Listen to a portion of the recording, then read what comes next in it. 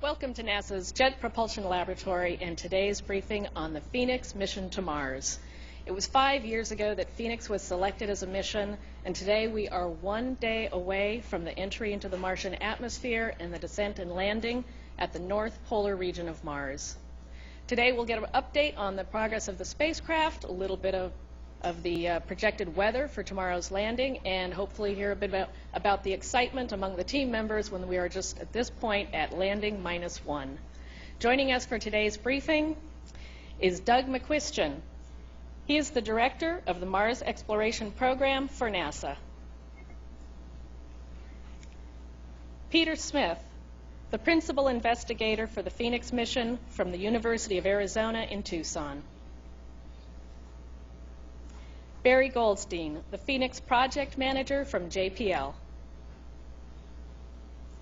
And Joe Gwynn, the Phoenix mission manager, also from JPL. And we'll begin with Doug McQuistion. Thank you, Veronica. Well, this is exciting, a very exciting day. The atmosphere here at JPL is electric.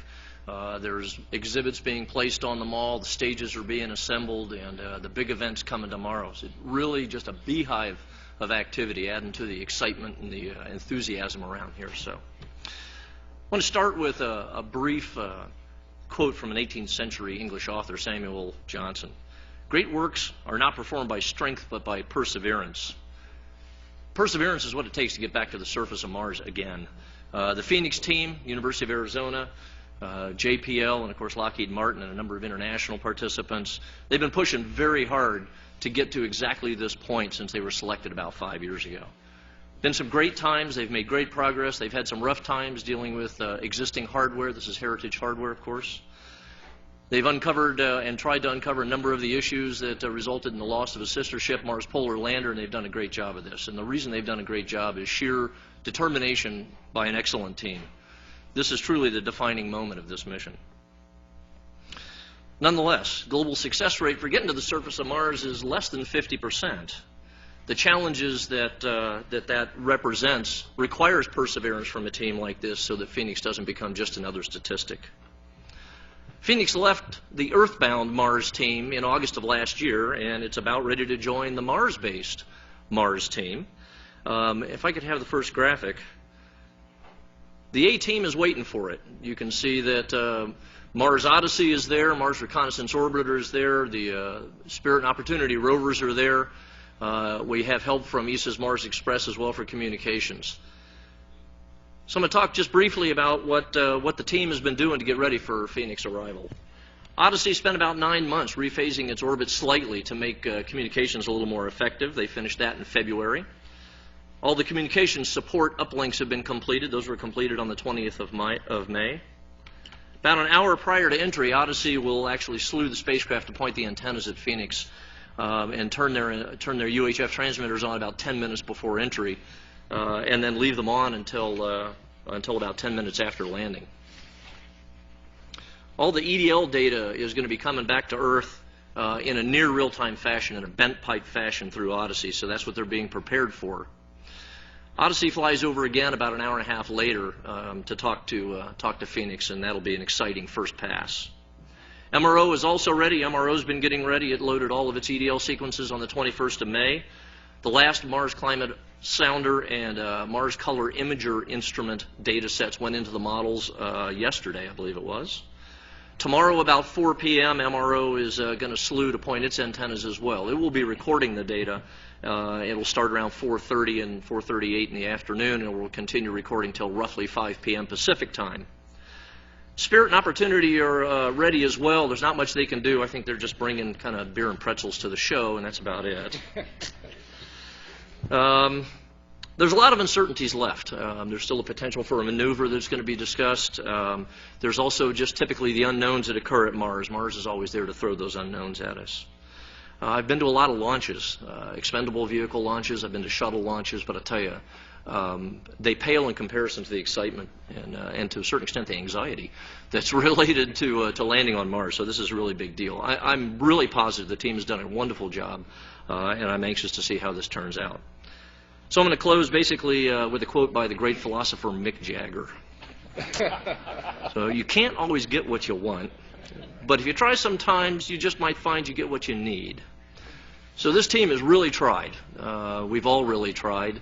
Now what we need is a successful entry, descent, and landing. Peter, over to you. Thank you, Doug. I think.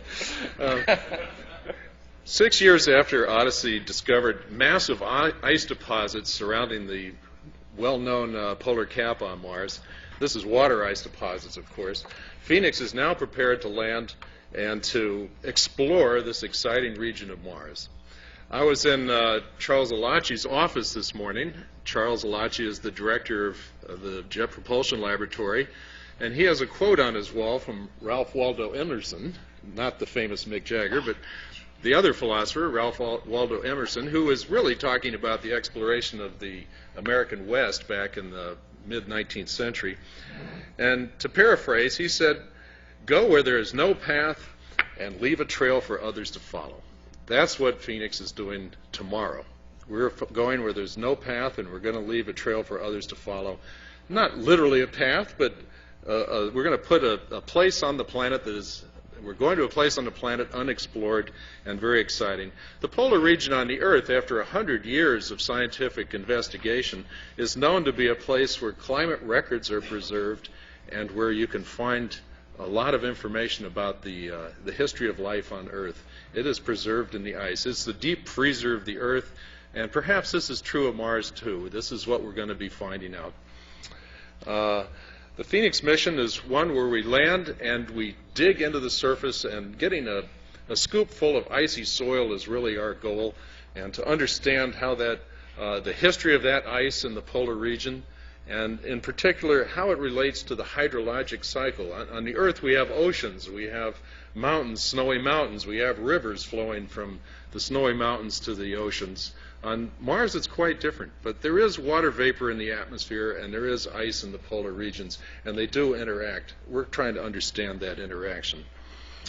Not only do we look into the icy soils and see if we can find a habitable zone on Mars, a place where the ice might have melted in the past, a place where there's potentially organic material preserved in the ice, and a place where future missions should come to search for the actual biology on Mars. We won't be able to do that part, but that's how we're leaving a trail for others to follow. We also studied the geology, as shown by the patterned ground that we see in the polar region. We know there's ice, we know there's patterned ground, and we know there's very few rocks. And this is, of course, important to our adventure tomorrow, where we try and land safely. We'll also be studying the weather, though. And speaking of studying the weather, we have been tracking the weather from our Mars Reconnaissance Orbiter using a camera system and a climate sounder that looks through the atmosphere down to the surface. And if I could have my first graphic, this is what we've been looking at lately as we study the Martian atmosphere. The triangle marks a little bit of a dust cloud that's coming towards our landing site, which is that tiny little ellipse just off the polar cap, and you can see there's dust headed over the landing site. The good news is this picture ends 2 days ago. That cloud is now passed over our landing site, and we're seeing just a little remains of dust in the atmosphere that the entry, descent, landing team feels is no problem for us. So we're watching the weather. We're going to be watching it throughout the mission, and we look at it from the ground up, and we'll be looking at it from the orbiters down. So we should get a very good indication of the climate on Mars in the polar region. And to talk more about the landing process that's taking place tomorrow is our project manager, Barry Goldstein. Thanks, Peter. I'm no philosopher, so I guess I have to follow these philosophy comments. But I've been struggling for a while to figure out an analogy ever since Doug mentioned the Rolling Stones, an analogy for sympathy for the devil. I'll work on that for tomorrow, I guess, since our firing entrance into the atmosphere. Stayed away from that. Yeah, right. The fiery entrance into the atmosphere will probably bring something to my mind tomorrow. Anyway, I'm going to start off by describing what you guys have heard as the 7 minutes of terror. So can I roll the new EDL video that many of you probably haven't seen yet? Can I roll that video now, please? We are now approaching Mars relative to the surface at about 6,100 miles per hour. At about 18 hours out, the gravity well will take us in at about 12,600 miles an hour. 14 minutes before touchdown, as you saw in the video there, we separate from our cruise stage. At that point, we lose communication at X-band, and we start using our batteries. We enter the Mars atmosphere 7 minutes before touchdown. We're now traveling, as I said, 12,600 miles an hour, and the temperatures that are peaking at the heat shield as it's entering through the rather not so dense atmosphere at Mars actually reaches about 2,600 degrees Fahrenheit. It gets very, very warm at that point. We've now slowed the vehicle down. We've taken about 99% of the energy, 90% of the velocity out of the vehicle, and we're now traveling at about 1,100 miles per hour, which at the Mars atmospheric density is about 1.5 times the speed of sound. At this point, you'll see the parachute will be deployed. We're measuring the atmospheric density and our peak pulse, and we open our parachute at about Mach 1.5. And we're now going to slow the vehicle down from 1,100 miles an hour down to about 120 miles per hour. 15 seconds after parachute deploy, you see the heat shield fall away. At that point, our landing radar, and I should say our landing radar antennas are now exposed to the surface, and so we can get our first direct measurement from Phoenix of where the surface is. You just saw the landing legs deployed. And then the real fun begins. We've now gone approximately just to the south of 7 minutes of the overall event, at which point we're going to separate from the back shell. Our terminal descent phase, which is different from Mars Exploration Rover and Pathfinder, uses pulse thrusters. We have 12 engines, each of them put out 68 pounds of thrust, and we use them not only to slow us down, but actually guide us to the surface, so we can actually pirouette as you see the vehicle turning just before touchdown, so that we can maximize the solar exposure of the solar arrays. We want to get them pointing in basically an east-west direction. At touchdown, when we touch down on that surface, you see we kick up hopefully that little amount of dust, but we kick up a bit of dust. So before we do anything, we actually have to wait about 15 minutes to let the dust settle. What you see there is our first event after we touch down on the surface is we actually vent, or we open up our pressurization on the propulsion system so we have no more pressure on the backside of our propulsion tanks. The solar arrays actually begin opening after the time we turn our UHF radio off. So this is actually happening while Odyssey is on the other side of the planet. We can't obviously observe it. But all the data is being recorded for playback. After the solar arrays are deployed, we deploy our surface stereo imager, our camera. Now you see our meteorological mass with the Met temperature sensors and wind sensors provided by our Canadian partners are deployed. And the last thing, which you may have seen in that video, is we deploy our biobarrier, which is a protective cover around the robotic arm to assure ourselves that there are no biological elements that actually come in contact with the scoop on the rover, and we get a false positive reading when we start to analyze our surface samples. So all that happens in a short 7 minutes, and I think you can end the video now. All that happens in a short 7 minutes. It's a very nerve-wracking time, and the team is trained for the last 5 years to do this. The anxiety level, as Doug pointed out, is getting high, but we have a team that's well versed in what we have to do in even the worst-case contingency, so we're ready to go. The next thing I'd like to segue into is to talk about where we're going. We launched in August, and in August we had anticipated that our target was going to be approximately 150 kilometers, or about 60 miles wide, and about 20 kilometers, or approximately, I guess that would be about 10, 12 miles wide. And since then we've been actually navigating our way to the surface, and that target has actually gotten smaller. Can I roll the next video, please? Okay, what you can see here is, as Peter has said, we're going north of the Arctic Circle for the first time. And this video is zooming in on our landing site, and you'll see here in a moment our target will show up, and you'll see a little ellipse on what's actually called a geomorphic map of our landing site. The ellipse that will show up here in a moment is any moment. There we go. 7 minutes. Yeah, part of the 7 minutes. Okay, that is what we call our 1 sigma ellipse, which is our most likely or 40% probability of landing within that 1 sigma. The 2 sigma ellipse that you may hear us talk about is shown here, and that basically gives us an 85% probability of landing in that region. And this is our 3 sigma ellipse, which is actually now in the order of 70 kilometers long and 20 kilometers wide. The target was our aim point at launch. The center point of where you see the ellipse at this point is where our last navigation solution has put us at. So we've drifted a bit, and so we have a decision to make. Now we've actually uncovered the current map of rock density. This is a rock density map that we've actually generated by getting several images from the Mars Reconnaissance Orbiter's HiRISE camera, also provided by the University of Arizona. And that camera is able to provide us such high-resolution images, and we've carpeted this whole ellipse, that we've been literally able to count all the rocks in the landing site. And the color code you see there actually map the number of rocks in our region. And each pixel in that zone is a hectare, which is 100 meters by 100 meters squared. As an analogy, it would be like 2 football fields right next to each other. And where you see the color green actually means we have 3 or less rocks of not 100 meters, but about 1.5 meters in diameter, which is actually very safe. So we actually picked a very green zone, but we continue to monitor this as we go through. And I think you can remove this now. So now to talk about how we've reduced that ellipse from 150 kilometers down to where we are now, and to talk a little more of what we have to do in the next 24 hours, I'm going to turn it over to Joe Gwynn, who's our mission manager. All right, thank you, Barry. I have to say I'm really excited about being here, and the people who know me will I'm sure, tell me afterwards, you look nervous and everything, and I am. I'm telling you, I'm getting a real case of the heebie-jeebies now.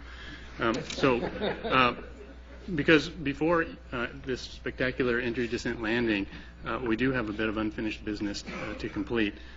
To line up for the entry descent landing, we have a course correction that we want to complete, and that would happen this evening about 8 p.m. The team between now and then needs to make that decision. We need to look at the remaining tracking data that's coming in from the DSN and make that decision.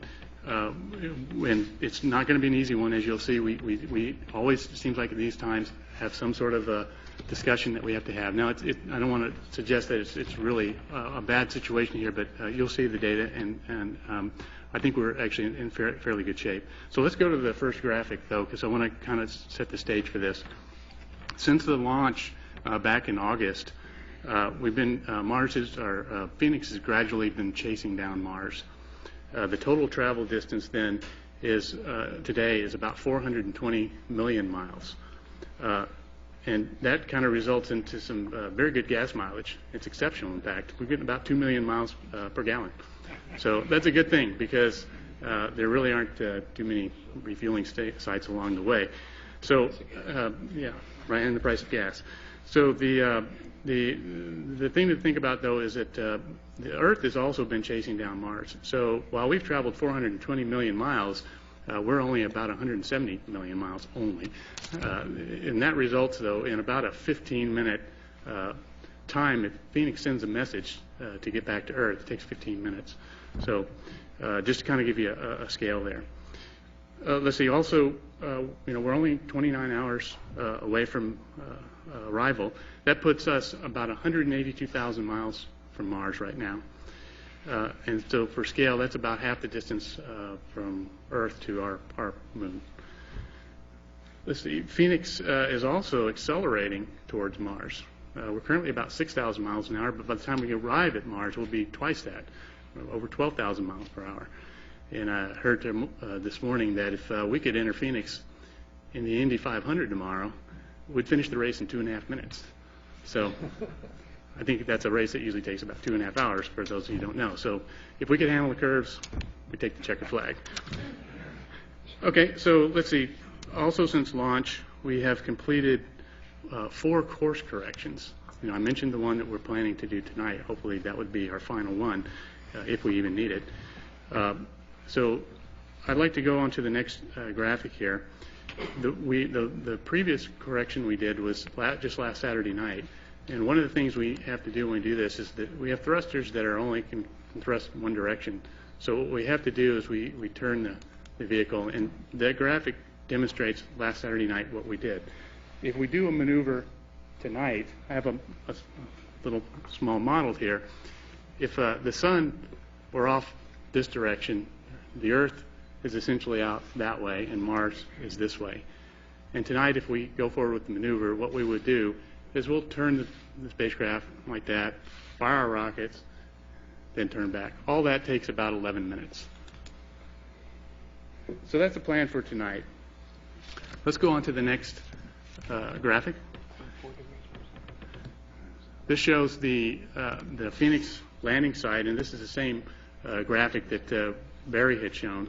And I want to point out a little more detail. It illustrates, again, where we think we are right now, which is the blue ellipse, and that little center point is where we think we are as of right now. And we still have some measurements to process to determine whether we're staying there, which way we're moving from there. But fortunately, we've been sitting right there for the last day or two. So we're very, very confident in the determination of that. And as we get closer, the measurements become stronger, and we're feeling more confident. The magenta kind of irregular curve in there is a contour of the area. If that center point stays inside there, then we don't need to do a course correction. If by 3:30 this afternoon, when we make our decision, that center point moves outside of that area covered by the magenta contour, then we'll correct the course. Okay, I don't think I need to talk more about the green. That's the safe, no rocks, and the red with the rocky area. What we did is superimpose this also on a topography map from MGS MOLA imagery, just to give you a sense of the altitude. Now, this image has been somewhat stretched and enhanced so you can kind of see where there are changes, but this is a very flat area, and you can kind of think of Kansas and kind of smoothed out. So I think we're in good shape there with tilts. Okay, let's see, I've got a couple more for context here. If you put that error ellipse that we're talking about, that we have 99% confidence we're going to land in, you put that on around Earth, you see we've got one. It would stretch from somewhere between San Francisco and San Jose. So tomorrow night, wherever we land, it would be roughly in that. For you guys on the East Coast, next plot here has on the Long Island. You're more familiar with that area. So that's our plan. I guess I'll go ahead and just one final status here. I think the spacecraft team the spacecraft is functioning really great. We've been really happy with the performance. The team is all ready to go. I think a lot of them very excited like me. I have one quote I'll add at the end. Martin Buber is his name. All journeys have secret destinations of which the traveler is unaware. I think I'm really looking forward to that part. Back to you. All right, thank you. We're going to go ahead and open it up to questions. We'll take questions first here at JPL, and then we'll go to the phone lines if there's any questions on those. And we'll get a mic over to you, so please remember to wait for that and then state your name and affiliation. We'll take one right up here in the front row, and then we'll start moving our way back. Thanks. Hi, Sally Rail for the Planetary Society. I'd like to ask Peter and Barry what you plan on doing for the next 28 hours. Well, we're a little busy, actually. Going to be guiding our spacecraft into the surface of Mars. Other than that, I'm kind of free. Are you you asking me for a date, or?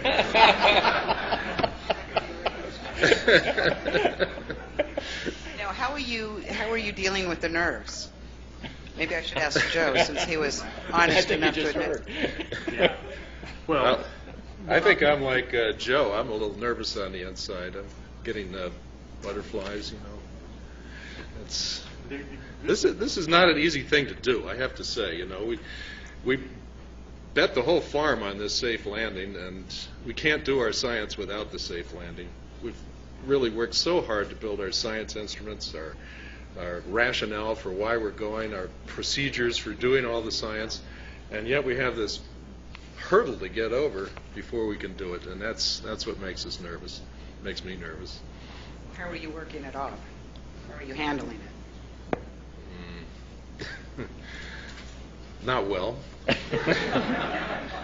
Okay, Barry? Well, let's see. The first answer is we obviously have a set of meetings and procedures and processes that we're going through over the course of the next 28 hours. And thank you for pointing out that we have actually another 4 hours and, if I'm reading the clock right, 22 minutes before landing, not just 24. So we have a lot of activities, and that actually takes your mind off of the nerves at one point. To ask me how I'm burning off the energy, I have lots of ice cream. Joe? Well, I have to say the nervous energy is a good one. The spacecraft has been performing so well over the last 9.5 months. We planned for all these contingencies. I thought I'd be much more of a wreck at this time, but given the performance has been so well. It's a good energy. It's just excitement. I can't not ask Doug. Well, it's a lot easier to stay calm when they stay calm. So I'm doing fine. I mean, I'm excited about it. There's a lot of activities left, and I'm keeping track of that and talking with these guys regularly. But just just persevere through it. So. Thank you. Okay. We'll go right behind you to Craig Cavalt. Right behind her. Thank you. Hi, good morning. It's Craig Cavalt with Aviation Week. I guess for Barry, I'd like to just be a little more clear on kind of the connectivity, the knee bone to ankle bone kind of description of when you make a decision here, if you make a decision to update anything relative how the communication goes between here and the control center in Denver relative to actions with the spacecraft. Well, I believe there's two parts of what you're asking, and one is the decision process, and the decisions we make are made jointly with the team here and with the team in Denver. So all the meetings, all the discussion, all the data that we're looking at, all the assessment are all worked jointly. If you're asking technically how do we execute the maneuvers, the bottom line is that basically we actually have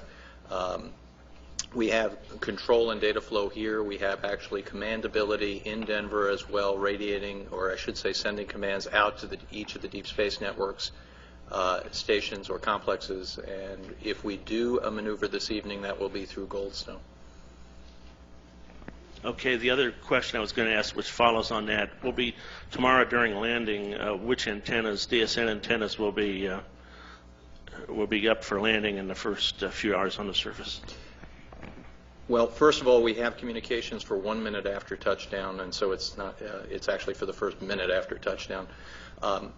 Goldstone will be in view. We have Canberra as a backup at the time, just after landing, I should say. Canberra as a backup, but Goldstone is in view. We actually have multiple antennas at Goldstone. The primary antenna will be the big 70-meter. Right, okay, we'll go over to Steve Futterman. Can you talk about the risks of this landing? Obviously, the bouncing landings have been very successful. The last time an American spacecraft soft landed traditionally on Mars, 76. Why is this so risky? And are the odds in your favor, against you in this? You want to go first? No. That's a good question for you, Barry. Okay, I'll answer that. I'm curious to hear the answer. Okay. Well, first of all, you raised the issue of airbags. We've used airbags in the past, and that was not without its own risk, obviously. Each landing system has its own weaknesses and strengths. This landing system has many strengths that the airbag systems don't have. One of the major reasons we don't use airbags for a system of this sort, as a matter of fact, the primary reason we do not use airbags for a system of this sort is the desire to deliver a significantly higher amount of mass to the surface of the planet. Now, as far as risk is concerned, or what do I consider to be the big risk, we've pretty much quantified as well as we can statistically what the atmosphere will do to us, what the rocks will do to us, how the vehicle will perform, and those numbers are driven very, very low. We adjust parameters, we adjust the software, we adjust how we use the components, and we drive those numbers as low as we possibly can. Those are not, in my opinion, the dominant factor. The dominant factor is in the last 14 minutes of this mission, we actually fire 26 pyro events, or events where something has to separate or move or disconnect or actuate. Plus we have 12 thrusters that have to work.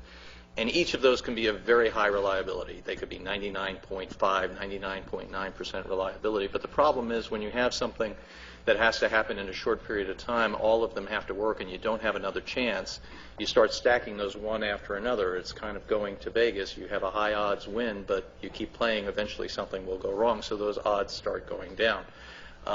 Can I put a number on that? No. But I think that's probably the most nerve-wracking part of this, is that we've stacked so many things back to back that have to happen successfully, and that's what drives us to distraction in that last 14 minutes, or 7 minutes actually. And Peter, I'll try to ask you as difficult a question as I asked Barry. Oh, thank you. Can you talk about, you talked about you're not going to be looking per se for life. You're going to be looking for Exactly what? An environment that would allow life to exist. Can you explain that a bit? Yes, we know that Mars is in the polar region is very cold right now. It's has climate cycles, and the climate cycles are driven by the spin axis tilt of the planet. So as the spin axis or the polar axis tilts more towards the sun, the polar region gets more solar energy, and it gets warmer, of course. And so the question that we're asking and trying to answer is there a point in this climate change caused by the tilt of the polar axis where it actually melts into water-rich soil? And that would change the chemistry and the minerals in the soil. And so it wouldn't be happening today when we land, but it'd be a historic thing, maybe back 100,000, 500,000 million years ago. So if that has happened for a considerable amount of time, you'll see minerals like clays, you'll see perhaps sulfates or carbonates, and you might see salt layers in the soil where the water's evaporated and left salts behind. So that's what we're looking for, a wet environment in the recent history of Mars. And in addition, if we could find complex organic materials associated with that ice-soil boundary, that would be a place where you would say life could exist here. It might be dormant for long periods of time and then come back to growth and reproduction and go dormant again as the weather changes. But it would be a place where you'd certainly want to investigate further with future missions. Okay, we're going to Miles and then David Perlman after Miles. Go ahead. Miles Bryan with CNN. How much do you know about the weather at landing at that location? How much do you care about it? And what, if anything, can you do about it? That's a good question.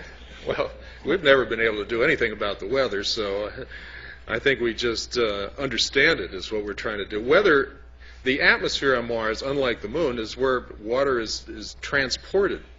So as part of the ice, understanding the ice in the polar region, we want to know how water moves around on the planet. So we'll be studying... I'm just asking about landing. Winds, that kind of thing. Oh, talk to Barry. What? How did I know? Oh gosh, now you're going to have to repeat your question now. No, I'm kidding with you, Miles.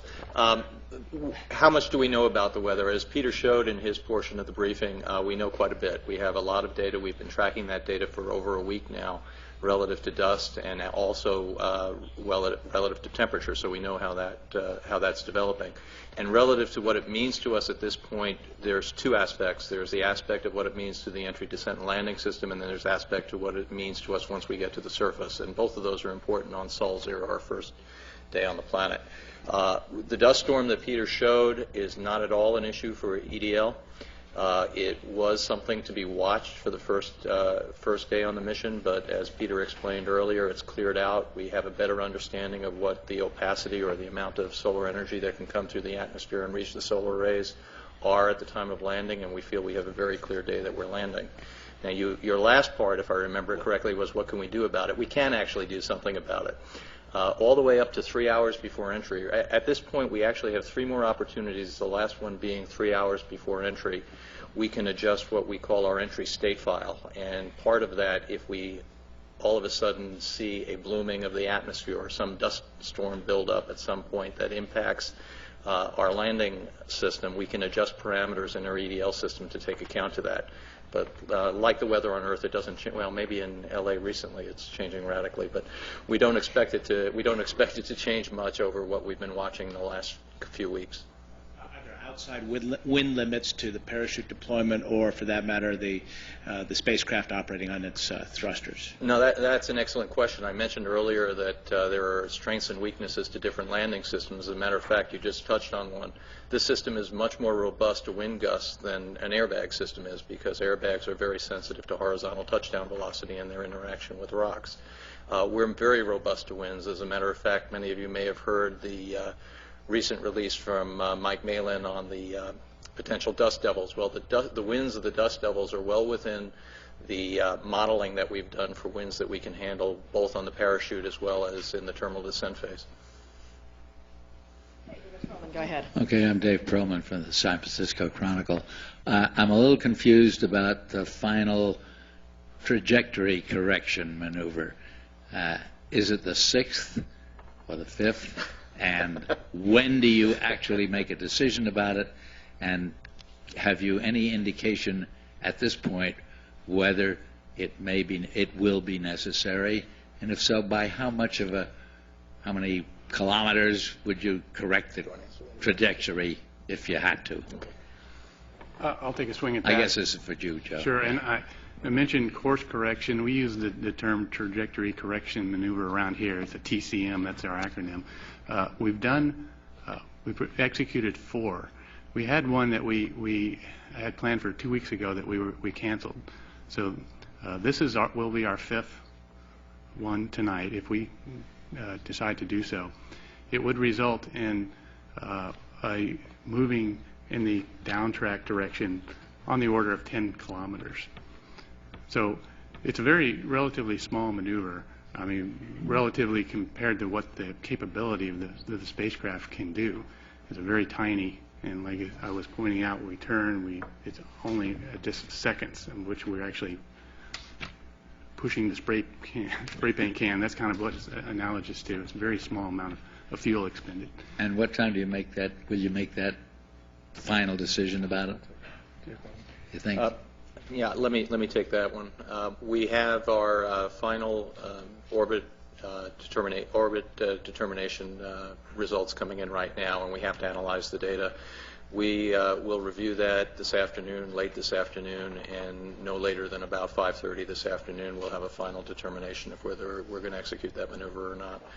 What we're looking at the very detailed images of where our high probability locus of points or the cluster of landing sites are, and we're looking at fine detail of that to make our last minute decisions. Thanks. Okay, we're going back to Leo Enright, then we'll come back up. Leo Enright from Irish Television. Pictures. Solar array. 5 a.m. The 5 a.m. compass happens at lunchtime in Europe, so there will be a lot of interest in what's available at that stage.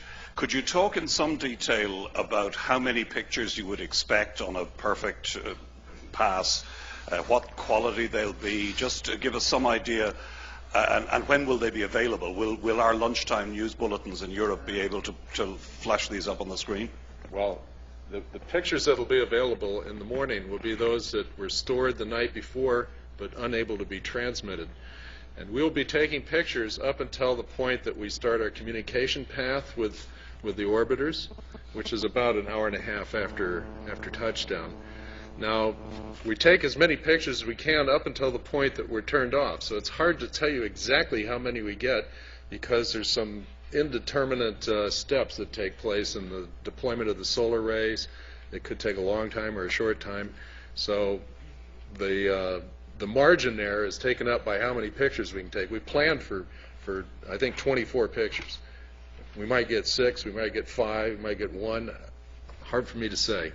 But you'll see as many as we took. That is for sure. And enjoy your lunch. Frédéric Castel, BBC French service. To Barry, please. You mentioned that the 12 jets will break the speed, obviously, and they will position the spacecraft. Do you have also any horizontal margin if there was to avoid a possible obstacle at the last minute? No, I believe what you're asking me is, does the vehicle look for rocks as it's coming down and try to avoid it? The answer is no. We've used, I've always said that the Mars Reconnaissance Orbiter's high-rise cameras are a terminal descent hazard avoidance system. We've used the rock counting capability we have from our reconnaissance images as our rock avoidance maneuvers. And regarding this afternoon correction, at what time you have the latest data from the real trajectory before taking this decision, with all the calculation time and this distance?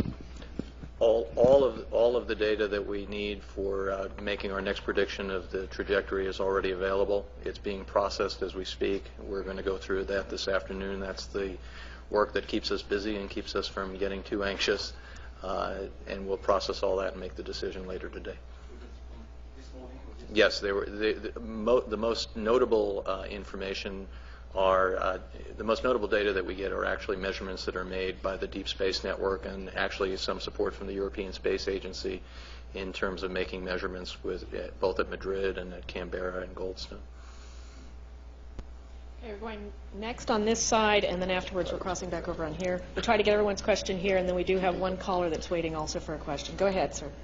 Todd Halverson of Florida Today. I think Miles was looking for a temperature forecast as well as maybe wind conditions, and I was wondering about your electrical power system. How long can you operate on batteries on the surface if your solar arrays don't deploy for any reason? And I guess for Joe, what could you do in that case? What type of recovery actions would you attempt? Let's start with the temperature. The temperature, yes. The average temperature is about minus 50 centigrade in the polar region. And, of course, it swings hotter in the noon and colder at night. But remember, we're in the land of the midnight sun on Mars. So the sun never actually sets, and therefore the temperatures are not as extreme as they would be in the equatorial region where the sun, goes behind the planet and you've got 12 hours of darkness. It gets quite cold in those conditions. So we're actually warmer in northern plains at night than you would be in the equatorial region at night. So we're probably minus 50 plus or minus 20, 30 degrees C. I'll take the second part of your question having to do with the solar arrays opening. First, let me say we've designed this mission so that we can meet our objectives, our primary objectives, even if only one of the solar arrays deployed. That being said, we have, as Joe mentioned, an extremely good spacecraft team and an extremely good navigation team, but I believe even they cannot pinpoint this landing such that we'd have to get into a case where we would land between two rocks, one on each side, that would prevent these solar arrays. Even our great nav and spacecraft team can't hit that bullseye, even if we tried, and obviously we're not trying. So it's a very pathological case that you're talking about. The other possibility for that happening would be if we had a systemic problem with the design of the solar arrays, and part of the mantra of Phoenix has always been test, test, test. That was one of the advantages we had in having such high degree of heritage. And we took the solar array design and we really put it through the ringer. We really tested that rather significantly, even trying to test out cold welding, which is the storage of that solar array at a long duration at a cold temperature, which is what it's going through now in its cruise phase. So we feel that the probability of us having a problem deploying both arrays is very minimal. You asked how long could we operate. It varies, obviously, based on power load and whatnot, but we've done an assessment, and it's anywhere from approximately 28 to 32 hours on the surface that we could do that, and we do get images back. The first images we do get back from the vehicle, whether we deploy the solar arrays or not, are the conditions of the solar array, which would tell us if we hit that bullseye between two rocks or something else happened, that would tell us that we have a 32-hour mission, which is very unlikely. And I think you directed what we would do with it to Joe, so I'll let him answer that. Sure. So we have worked out options for this scenario, a very unlikely scenario, but in that case we would accelerate some of the conservative steps that we might do, like the way we characterize the UHF radio system on there. We would immediately go to the higher rates. We would do a little bit different science, take more pictures, things like that, to maximize our data return in that short amount of time that we'd have if we were only on batteries. I'll add that we actually have identified the various sequences that we'd run in that contingency. We have a number of contingency procedures already written, and each one that would be bringing back a low lifetime mission priority product has been tested. Okay, we're going to go next over here, and then after that we'll take the phone call. Ray Jaffe with Aerotech News up the road, Lancaster. You mentioned a biological blanket over the arm, and the question is, what is that? Aren't all your components sterilized, as put together? And I guess there's a similar question for Dr. Smith about avoiding contamination on his chemical laboratory. which is brilliant. The lab sounds brilliant. Thank you. Thank you. Do you want me to take the biobarrier, or? I can do both. Go ahead. We have made an agreement with our Planetary Protection Office at NASA headquarters that we would follow the normal practices of sterilizing our spacecraft with alcohol wipe down, but those parts of our equipment that actually touch the surface where the ice might be, and you might have a habitable zone, we've gone to extreme lengths to make sure it's sterile. And what we've done is put it in a autoclave for 50 hours at 125 centigrade, well above the boiling point of water. And then once it's been sterilized, it's kept inside of a biobarrier from the point of sterilization all the way to the surface of Mars. And shortly after landing, that biobarrier is opened. So the arm should be completely free of living microbes, although there may be a few dead bodies left. And that is something we have to contend with as we try and search for organics on Mars, is what about the remaining microbes that are potentially not alive but still contain organic materials. So we will be very carefully testing in our laboratory the signatures of the type of things we expect might be left over on the spacecraft that might find their way into the surface and fool us. 15 hours or 50. 50. Yeah. Okay, we're going next to a phone question, and then we'll come back here. All right, it's Mark Stein with KLD News 13 in Tucson, Arizona. This question is for Peter.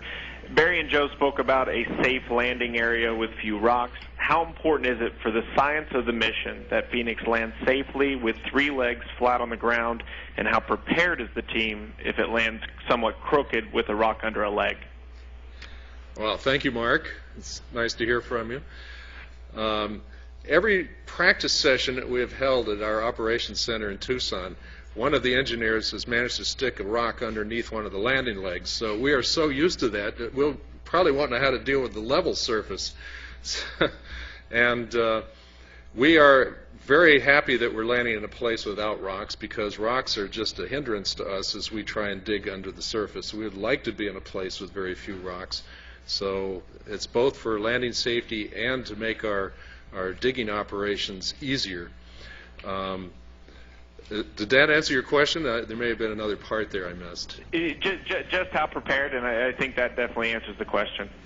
Yes, we're very well prepared to deal with a tilted spacecraft. We really hope it's tilted towards the south, because that maximizes our solar energy. That's where the sun is highest at noon. And if that's the case, then we can expect a more power-rich mission and be able to do more scientific investigations. Peter. Okay, we'll come back here, and Irene, go ahead. Irene Klotz with Reuters. I have 2 questions. The first is for Joe. If the analysis of the landing ellipse shows that it's kind of right on the margin there, would your tendency be to go ahead and do the burn and make the adjustment towards in your higher priority zone, or would you rather kind of leave a healthy spacecraft alone and let it go? You know, that's a good question, and that's part of our heebie-jeebies today, is trying to come in to be faced with those kind of decisions.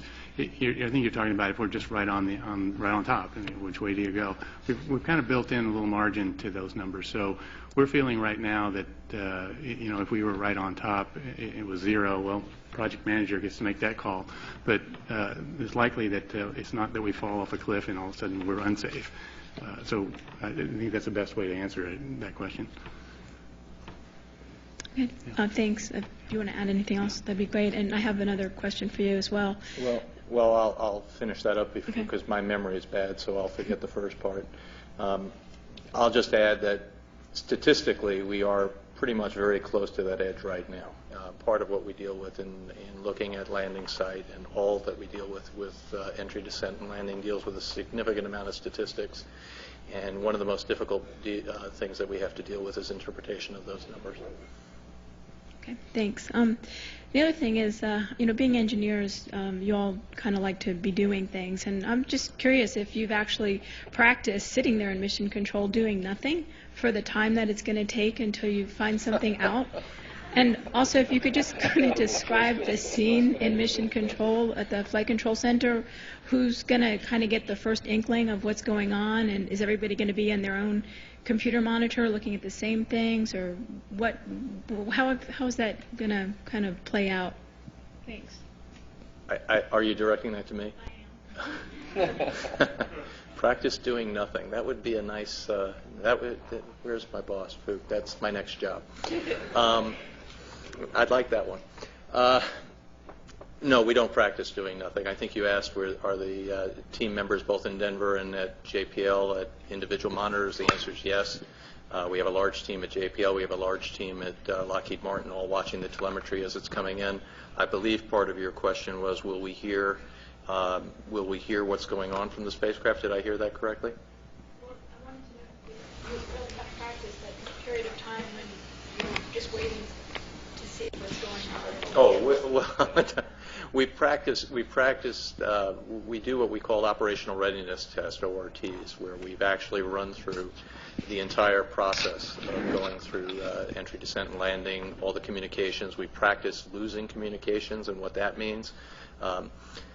Doug mentioned the fact that there are many missions that are out there waiting to hear our signal after we separate from the cruise stage. I want to emphasize, while EDL communications is very, very important, it's a very crucial piece of, I would say, programmatic information, mostly, because if indeed something does go wrong, we want to know what that is. But loss of EDL communication does not necessarily mean we've had a bad day on Mars. It just means we've lost communication. I'll give an example. If our radio that broadcasts the communication after separation fails for some reason, the system will not swap to the other radio, but it will wait till it lands, and it could be as long as maybe even 3 to 5 days before it determines that it's time to swap to the other side. It's a very intelligent system that the team at Denver and JPL have put together here, and so it can diagnose itself. Sometimes it takes a little more time than we'd like, so I encourage everybody after landing, no matter what you hear, to be patient. Can I just follow that up for a second? Are you saying that there could be a landing or not, and it could be 3 to 5 days before you know what's going on? There are contingencies. The vehicle has a very sophisticated set of software that tries to diagnose anything that's going wrong with it. There are cases when, and clearly some of them are very low likelihood. The one that I mentioned is an example of one of those. But we have gone through all the scenarios that could go on the vehicle as it goes through what we call our fall protection steps. And the longest one that we have identified, the longest period of time we've identified right now before we would communicate, is on the order of 5 sols, 5 Martian days, yes. Okay, we're going to a question here, and then we're going to go to the phone lines again. Go ahead. Hajime Tobe, reporter with Kyodo News, a Japanese newswire. Is there any, even if the slightest possibility to abort or scrap tomorrow's landing trial? And when, at which stage can you judge or declare the landing operation is a success? And this is the question for Mr. McQuestion. There are 5 robotic missions in operation on or around Mars, and the Phoenix is going to join them. And what do these missions mean for the future human operation, and especially for this Phoenix mission mean for the human future operation? Well, I can answer the first one. We're landing tomorrow at 4:53, and that's the end of it. It's there's no second chance. There's no, we're not going into orbit or anything. We're going straight in, and that's our fate. And landing safely is what we're planning. So pay attention. It's going to be exciting. On your second question, as far as what the missions currently there mean to the future of human space flight to Mars, I assume is what you mean. All of them have bearing on all of our future missions. We have an exciting next decade of robotic exploration planned. We have atmospheric missions going in 2013. We have a science laboratory going in 2009. Those missions, as well as the current missions, have taught us so much about Mars that we didn't know before. We've validated that the planet was wet in its history. We're actually going to go touch the water with Phoenix for the first time. And we're getting much smarter about atmospheric cycles, seasonal cycles, dust devils. We didn't even know about dust devils a few years ago on Mars. So all of that does come into play when it comes to planning how humans would function on the surface. Probably the biggest challenge is how you get humans to the surface. Phoenix is several hundred kilograms, and it's about double what MER was. We're talking tens of metric tons for humans to the surface, and right now there's no technology to do that. So that's a long way in the future. So all the robotic missions between now and then will be very important to our understanding of how to get humans to the surface and then how to survive on the surface. Okay, we're going next to a phone call, and then we'll come back and do a couple more questions here. Do we still have someone on the line? Please go ahead. Hi, this is Eric Hand with Nature, and I have a question, I guess, for either Barry or Joe. I want to make sure I understand the landing ellipse and the decision for the final course correction.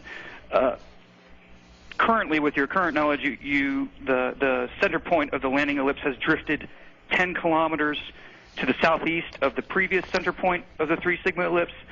I want to make sure that that's the case, and if you could explain the decision you're about to make. Are you trying to weigh the pros of moving it back to the center of the 3 sigma ellipse versus the risks of making the course correction? And then finally, you said you're going to make the decision at 5:30 today. When are you actually going to, when would the spacecraft actually perform the course correction? What time? Okay, I'll start with that one.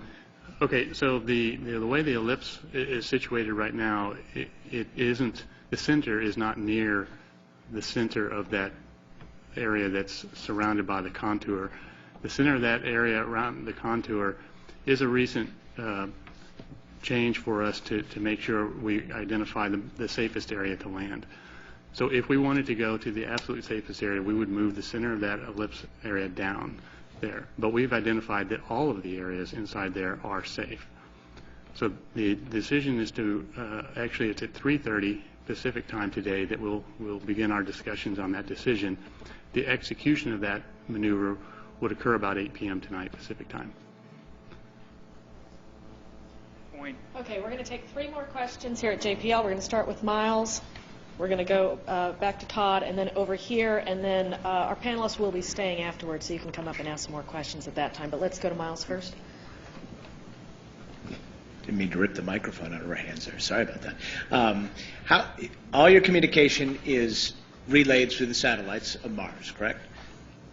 There's no way to do a home run on the Deep Space Network direct back, correct? Not to receive data. However, during entry, descent, and landing, the National Radio Observatory in Green Bank, West Virginia, will be looking to see the tone, the center frequency of our carrier frequency or of our UHF communication. So we should see effectively a very important 1-0, whether we're broadcasting or not. That's the only direct to Earth we have. Once you get on the surface, how frequent are your communication passes? How long are they? How much does that limit you getting data back? We have, there are 2 things that factor into that. The first is the fact that we have so many orbiters around Mars, which is wonderful.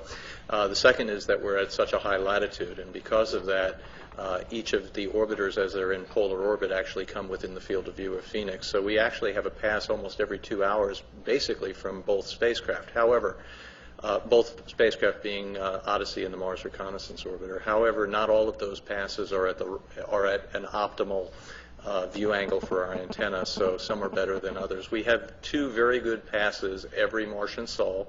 One that we've selected, one we call our morning pass for uplink, and one called our PM pass for downlink. And we use the downlink pass to have the night shift, who is the team that's working in Tucson for operations, process the data and decide what to do the next day. so we can uplink the commands. We have several other passes that are smaller in duration that we actually send some spacecraft health information for several times during the night. So the spacecraft goes to sleep. It's kind of an insomniac in a sense. It keeps waking up and going back to sleep overnight to send health information back for us. So we're collecting engineering data frequently, but the big science data are 2 times a day. Okay, we're going over here, and then our last question. Todd Halverson of Florida Today again. Barry, you mentioned the contingency planning you guys have put in preparation for the entry, descent, and landing. If you ended up, for whatever reason, and with a minimum duration mission, what would be your top priorities, your top hit list to go get in terms of data or pictures or whatever? That's a question for Peter. Well, clearly, if we knew we had only 30 hours left to go, we would be trying to gather as many images as we could. We'd be taking some weather data, and we'd be, let's see, there was one other thing we were going to try. Oh, yes, we're going to use our microscope, which has gathered the dust that was kicked up by the thrusters, and look at that dust. And the idea is that we would like to collect as much data as we can in that 30 hours, allowing us to come to some sort of scientific conclusion and giving us some return for all the investment we've put into this mission. So we have our priorities listed. I don't have them right here in front of me, but it really is imaging, weather, and the microscope. We do not have time to get the arm unstowed and down to the ground to get samples up into the instruments on our deck. Okay, go ahead. Thanks. Ivan Semenek with New Scientist magazine. Question for Peter. We've been hearing a lot about the boulders. I wonder, what is the possibility of small craters at the landing site? I'm thinking a la Opportunity and Meridiani. And have you thought about what it would mean for surface operations if you were in a small crater down a few inches or a few feet from the normal surface? Well, actually, in the terrain we're landing in, you could see these craters from the high-rise images, which see down to about 1 meter. So there are very few of those type of craters in this area. And the reason is that we're landing on an ejected blanket, kind of an outflow from the local crater called Heimdall. And that has pretty much obliterated those small surface features and leaves us such a smooth, flat terrain, because it's also obliterated the large rocks in the sense that it's formed a layer over them. And how old is that blanket? Yeah. How old is it? I mean, in terms of, if you're trying to get at the climate history and so on, is this much older than the history you're trying to get at? It's not the oldest thing on Mars, nor is it the youngest. Thank you very much. That's a question for Doug. No, it's not. I am not a geologist. Okay, that is going to conclude our briefing for today. We invite you to follow the mission. You can check our website frequently today. We'll have updates on the decision on whether to use that TCM tonight, trajectory correction maneuver, and we'll update again afterwards and let you know how it all went. So please visit us at www.nasa.gov/Phoenix. There's also links to a landing blog that you can visit there, and we'll be blogging throughout landing tomorrow. So please join us there. And for now, let me also advertise tomorrow at 3 p.m. Eastern Time. That will be our last pre-landing briefing, just 5 hours, less than 5 hours before landing at that time. So join us tomorrow at 3 p.m. Eastern. And we will also have commentary starting tomorrow night at 6:30 p.m. Eastern from Mission Control, and that will go on for at least several hours until we get our first downlink from the spacecraft. And if you want to see all of the images and videos that aired during this briefing, please stand by for that replay. Thank you for joining us.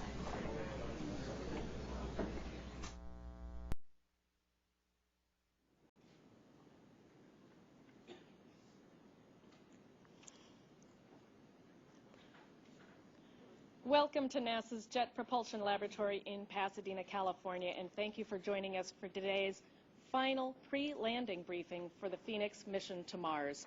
I'm Veronica McGregor. Well, it's been 296 days since Phoenix left Earth and has been traveling towards Mars. That breaks down to 426,000 minutes of travel to go 422 million miles. The final minutes, the crucial minutes, will be EDL tonight, and that will begin in about 4.5 hours from now. And today to join us, we have two of our mission leaders to give us an update on the spacecraft and tell us about the mood of the team as we head into those final hours. Joining us today is Peter Smith. He's the principal investigator for the Phoenix mission from the University of Arizona in Tucson. And Barry Goldstein, the Phoenix project manager from here at JPL. And we'll begin with Peter Smith. Today, our spacecraft is starting to feel the pull of Martian gravity. In fact, I understand this very well. I've been feeling the pull of Martian gravity for 15 years. And I'm going to share a personal story with you. When I first started in this business, and this is a difficult business to be in, building spacecraft, building instruments for spacecraft, and operating them at long distances away, we used to have a little joke we told about the window washer. And there's a window washer up on the 100th floor of a building, there's a high-rise, of course, and he slips off his scaffold. And as he's falling down to certain destruction, one of the executives is out on his little balcony and sees him coming. He goes, "How you doing?" And the window washer says, "Okay so far." And so I always wondered, so we used to talk to each other. I'd say, "How you doing, Marty?" He'd say, "Okay so far." But now I realize why he gave such a positive answer. That window washer was carrying a parachute. Not only a parachute, but he had a rocket pack. And he was able to land safely on the sidewalk and walk away a happy man. So today we're doing something very similar. It's okay so far, and we have a parachute and we have a rocket pack, and we're going to land safely on Mars. The sky's clear. We've been watching the weather. Everything is set for us. Have a sunny day. The rest of the day is, I think, just watching and waiting, which is driving Barry Goldstein nuts because he's used to so much activity in a day. But it's watching and waiting. We have sent all the commands we're going to send to the spacecraft, and we're just kind of watching it go in. What's the scariest moment for me? It's if we lose signal during descent. So if you see me freak out, it's because we've lost the signal, and we don't know what that means. So if we get the signal all the way to the surface, we're going to be very happy. There's going to be tremendous cheers in the the mission control room, and I think that's what I expect to happen. We do have a parachute. We do have rocket thrusters. The science team has been waiting patiently down at the University of Arizona in our Science Operations Center, and they are anxious to use their instruments. These instruments that we have provided for the Phoenix mission are really not meant to work on Earth. They can only work inside of special chambers, and those chambers are where, of course, we do our testing. But these are instruments designed to work on Mars. They are anxious to get to the environment they were designed to be in and to start their mission. And so for the next 3 months, we're going to put those instruments in the place they're designed to be, and it's going to be vacation time for them. And we're going to operate those instruments, and we're going to try and understand what's the story of this ice that was discovered by Odyssey in 2002, and is this a habitable zone on Mars? That's an important scientific result that I think will change our understanding of Mars and and hopefully guide future missions. We see Phoenix as a stepping stone to future investigations of Mars, and if we can steer that course, we're very happy to do so. Later today, after landing, we won't have any images directly after landing. We'll just have signal that says we're on the ground. It'll be another hour and a half, and then we'll start to dribble in some of our first images. And of course, that proves that the camera's working. And our first pictures are of the solar rays that says the solar rays are properly deployed. And then hopefully we get a couple of pictures of this Martian Arctic region that we're so anxious to study. And I think those pictures will say it all. You know, we're very good as humans to interpret a picture. It just takes a second, and you know what that place is about. So I can't wait for even that first look at the surface.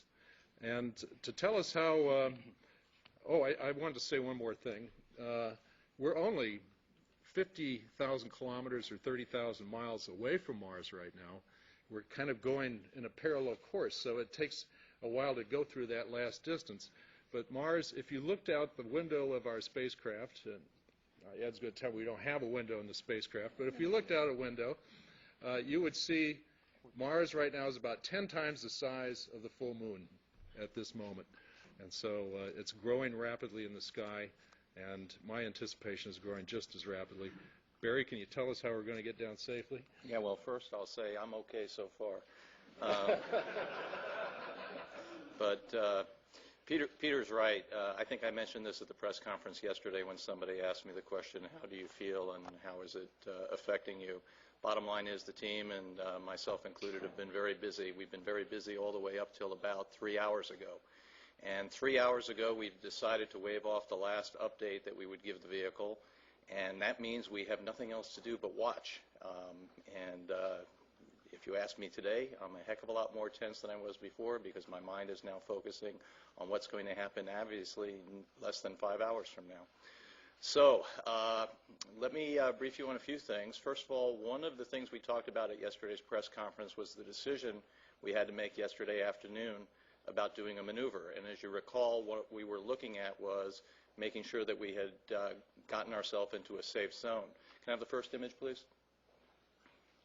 Okay, what you see in here is you see the blue ellipse. That is our current, what we call 3 sigma, or 99% probability that we're going to land within that ellipse.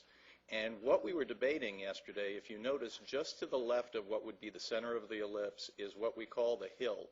It's a small, it's really not a hill, it's probably less than a couple of meters in height. What it really is a rather diffuse rock pile. And we debated over whether we should do a maneuver to get away from that hill.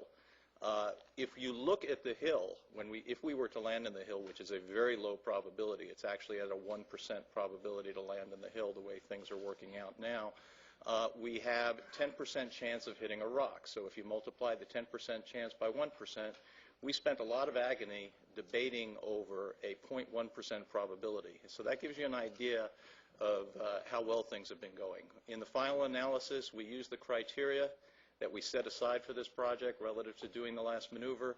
We satisfied those criteria for not doing a maneuver, and we waved off in the afternoon. Then we spent the agonizing last hours overnight watching as the solutions from navigation came in further and further, and prayed that we didn't migrate over further to the hill, and I'm happy to tell you that we didn't. Our last OD, our last orbit determination solution has told us that we're coming in exactly where we thought we were yesterday, and so things are looking good. Peter talked about the pull of Mars. I have a chart. Can you put up the next chart, please? This is a little curve in kilometers per second on the y-axis in time. At about 8:30 this morning Pacific time, relative to the surface, we were traveling at 6,300 miles per hour.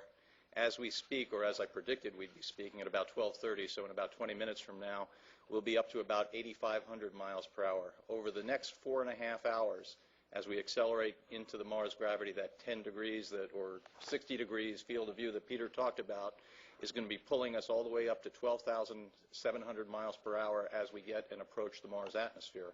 So the time scale there, as you can see, is on the order of 8 hours. So it takes us 8 hours to get up to 12,700 miles an hour, and then we have 7 minutes to take that velocity down to 0. So for the umpty-umpth time, I guess, I'll talk through the EDL video. Can we play the video for entry, descent, and landing, please? This is what's going to happen. As we approach the planet, about 7 minutes before we hit the atmosphere, we separate from our cruise stage.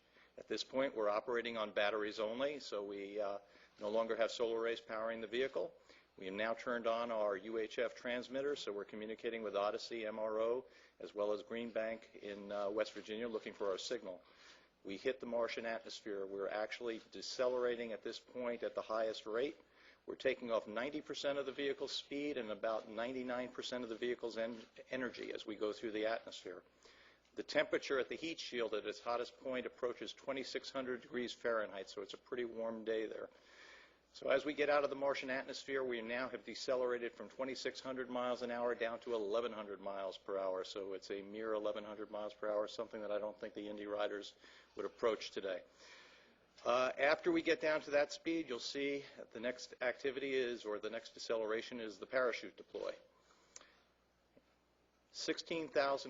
About 10,000 pounds of force will be applied to the vehicle when that parachute inflates in the Mars atmosphere. So we'll stay on the parachute for about another 3 minutes. We had spent 4 minutes through the atmosphere before the parachute deployed, and another 3 minutes riding down on the parachute. And the parachute will take us from 1,100 miles an hour down to about 120 miles per hour. The legs deploy, our landing legs will deploy, our landing radar will lock on the ground and give our first measured value of our altitude. And then shortly after that, the fireworks literally will begin. After we have radar lock, we will eventually hear deploy, and you can see our descent engines fire. We're at 120 miles an hour, rapidly descending and decelerating down to 5 miles per hour. We reach 5 miles per hour approximately 100 feet above the surface. You'll notice a little pirouette there. That's the vehicle adjusting its attitude to maximize the solar array orientation. And then we will gracefully and slowly touch down on the Arctic terrain, which looks very much like you see on the new video we have.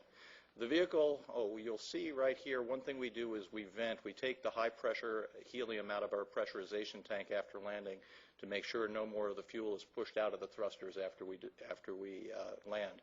We wait approximately 15 minutes after that, and now the orbiters have passed overhead, so all of this is out of communication. But we wait 15 minutes for the dust to settle, at which point we deploy our 2 solar arrays. This is critical because we need the solar arrays to start recharging our batteries and put us into a power positive state. In other words, bringing more energy in than we consume.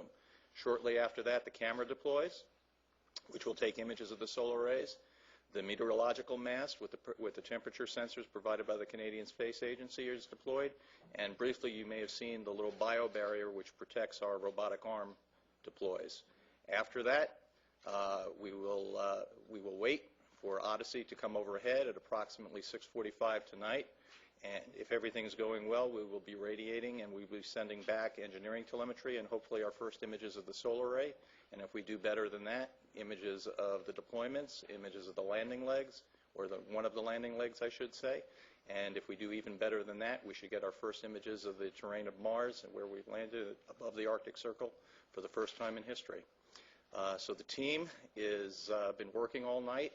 They're tired but energized. We have some people getting a few cat naps here. My guess is not sleeping very well, because I know I wouldn't. And we're all ready and excited. And with that, I'll turn it back to Veronica. And once I call on you, just please wait for a microphone to come your way and then state your name and affiliation for us. We'll start over here on this side. Just wait for the microphone. It's on its way to you now. John Johnson, Los Angeles Times. What do you expect the first images to show? I mean, we're familiar with the pictures of Mars now from Spirit and Opportunity. You're not expecting to see a lot of ice on the ground, I assume, up there. Will it seem a lot like what we've seen before? What have you seen before? Well, I'm not a geologist, so it all looks...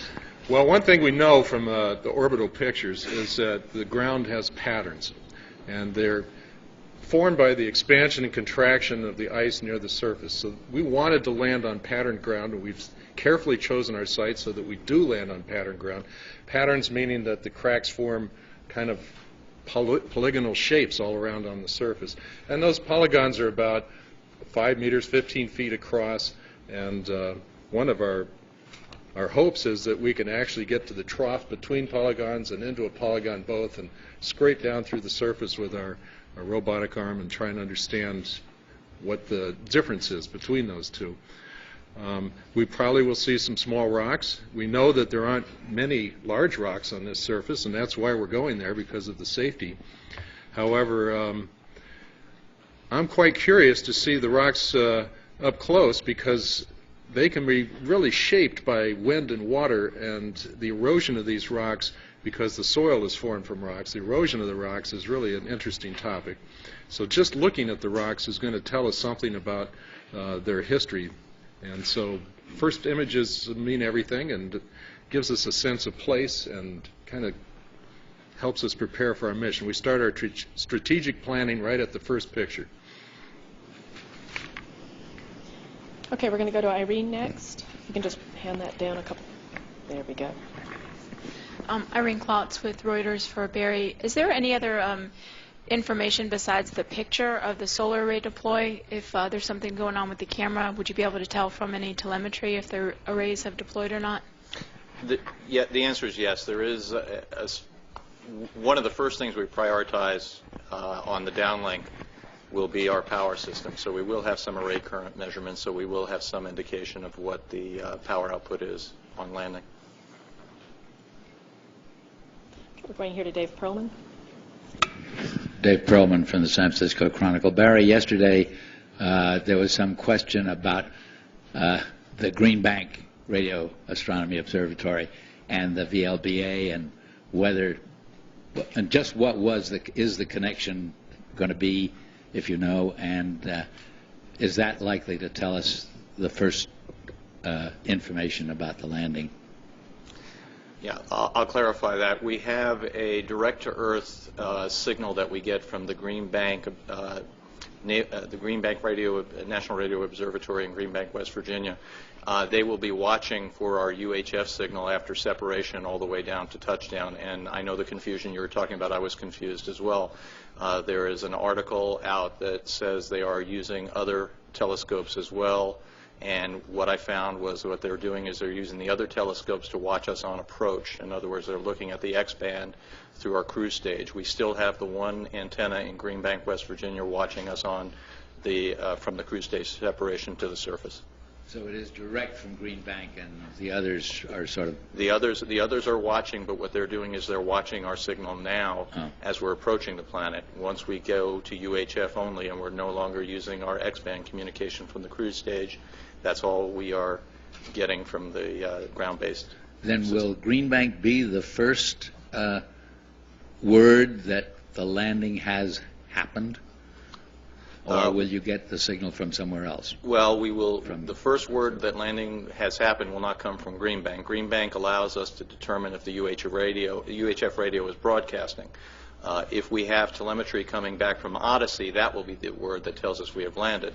But we could take bets to see which is the first signal we get, either from Odyssey or from Green Bank, that says our UHF radio has been detected after cruise stage separation. That might make an interesting pool. Thanks. Okay, we're going on this side, and then we'll come up to the front row. Keith Yaskin, Fox Television in Phoenix. Peter, for the 20-plus students who have worked closely on this project, talk about their excitement today and how quickly they'll be getting to work back in Tucson. Well, one of the first things the students are going to do once we get panoramic pictures is build a model of the Martian scene in our simulation room. And we will try and recreate the rock distributions and the patterns we see on the ground, and also the tilt of the spacecraft, its height above the surface, and we'll try and put a bin of soil under this robotic arm so that the arm can actually interact with soil that looks very similar to that on Mars.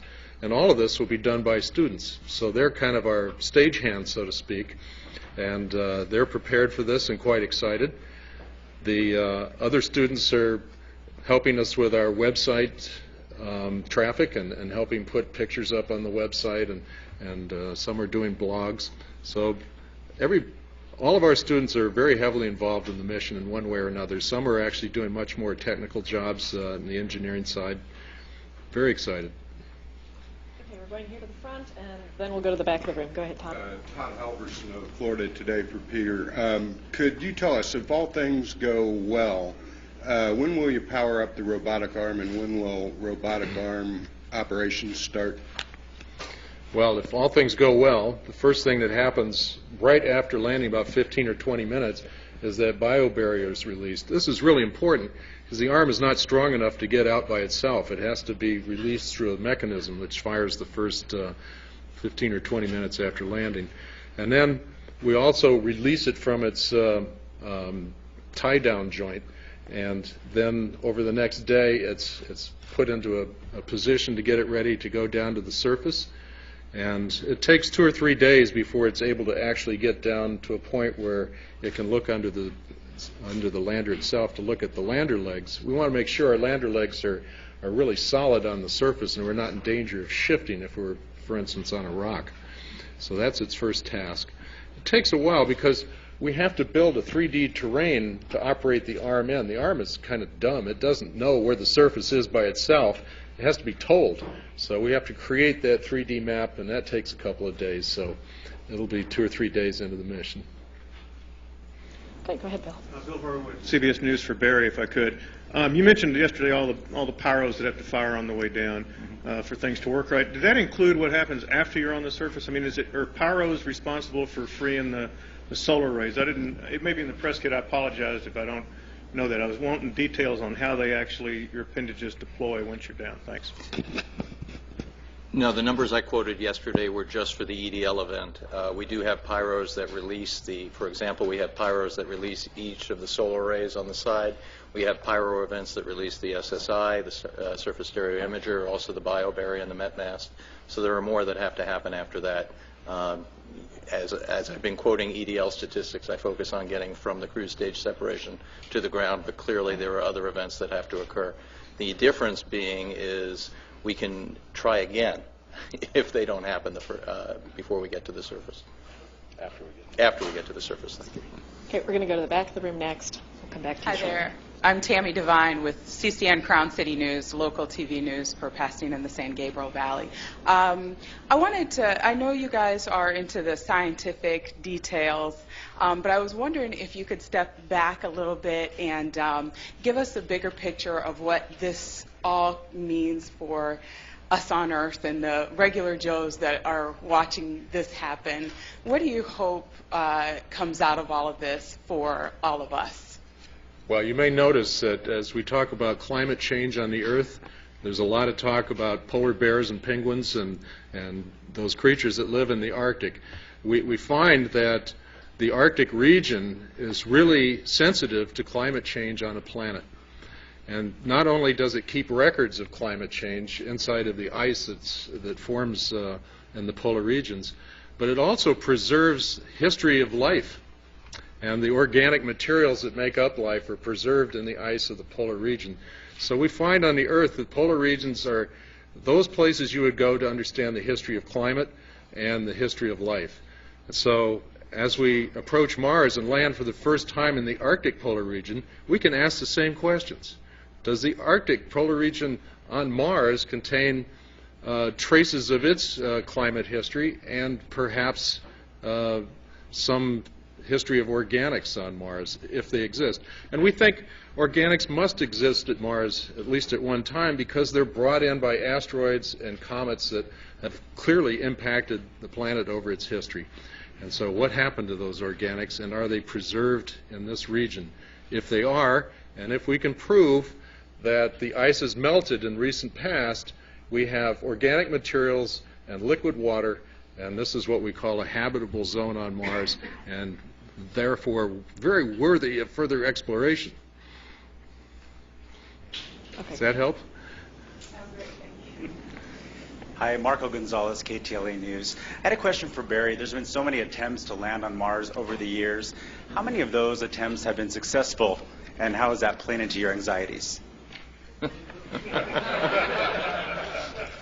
How many have been successful that I worked on?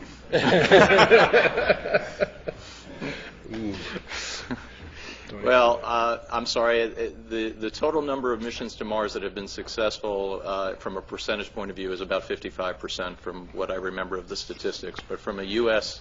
fleet, obviously we had the Mars Polar Lander failure, but we've had successes with the 2 Viking missions and the 2 MER rovers as well as Pathfinder. So we have a very good track record for landers from the U.S. fleet. That being said, the last time we've done a propulsive descent system to Mars was back in Viking, and even back then, what we did is we actually deorbited. As you recall, or may recall from Viking, both the lander and the orbiter went into orbit around Mars and then decided when it was a good day for them to descend. We don't have such a luxury. We're going in, and at 4:30, that vehicle is going to enter the atmosphere. There's no go-arounds here. The other difference is we're using a different type of thruster for this mission. Instead of what we instead of having a throttled engine to control the magnitude of the thrust, we have 12 descent engines. And we vary the we vary the pulse time on each of those. We can control those at a rate of approximately 10 hertz. So we're using a slightly different technology, one that we've tested quite extensively.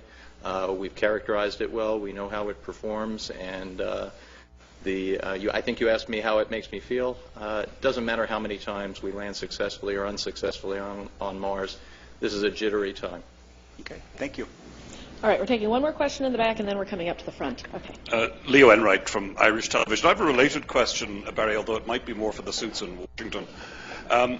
How important is a successful powered descent today in terms of the overall architecture for future Mars missions? I mean, if God forbid something were to happen, does that have very serious consequences for the whole strategy of using powered vehicles to land, which of course you have to do? And I just had one small question as well about the video. Is that a new rendering of the surface? And if it is, can we get a copy of it for our viewers? You addressed both questions to me, and both questions should be addressed to people who are not on the stage. Your first question should be to program personnel for the Mars program. I'm not qualified to answer that. And with regard to the rendering, yes, it is a new rendering. It's actually very accurate relative to what we've seen through the Mars Reconnaissance Orbiter high-rise instrument. And I guess you would have to check with the Public Affairs Office to get a copy. Sure. Check with us in the newsroom, Leo, and we'll help you with that. Okay, we're going to go ahead and go to the front here. Sally. Sally Rail with the Planetary Society. I just want to confirm, Green Bank has the signal down to the surface and then Goldstone takes over? Is that, we talked about Goldstone yesterday, is that correct? Let me try to clarify that. Right now, Phoenix is transmitting in what we call X-band, a frequency range that we communicate to the surface, and that's direct to the DSN, the Deep Space Network, and we use Goldstone, Madrid, and Canberra. So we're communicating with the vehicle right now directly.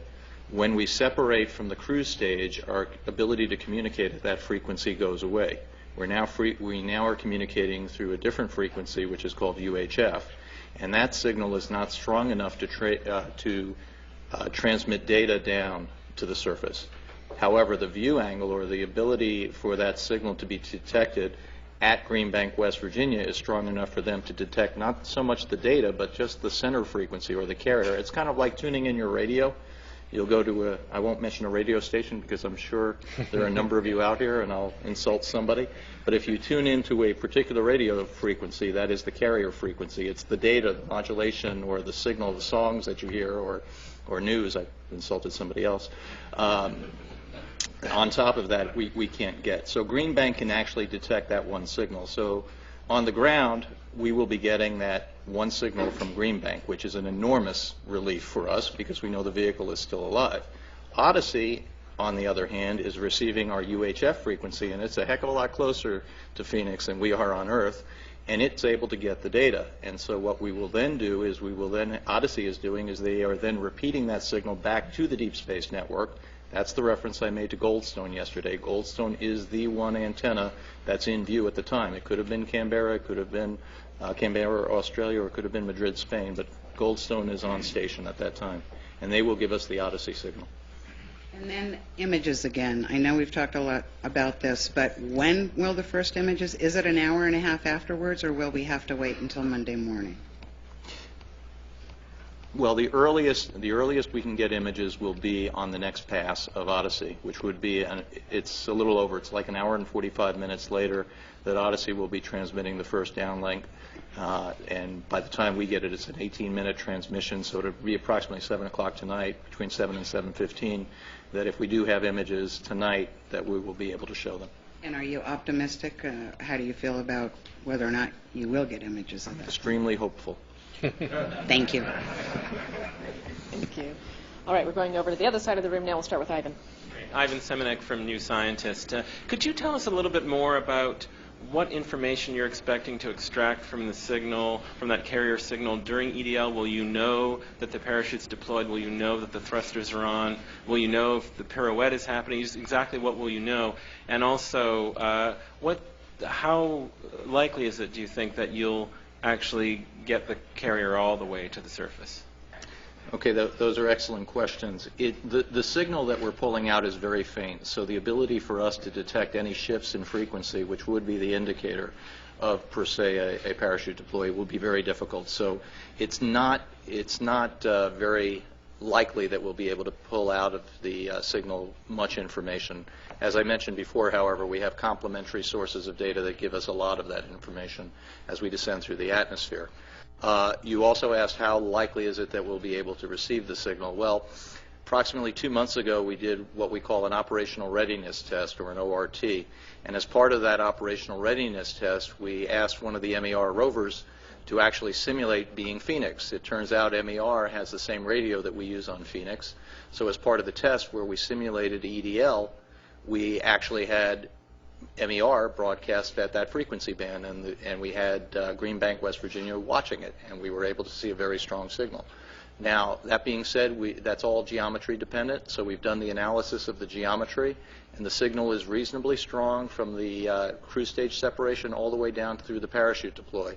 As we get closer and closer to the surface, that signal will get weaker and weaker, and it's possible that it will drop out. And sorry, when was that test with MER? Oh, we did that test, I guess it was a month and a half ago, somewhere. Okay, we're going to Miles O'Brien next.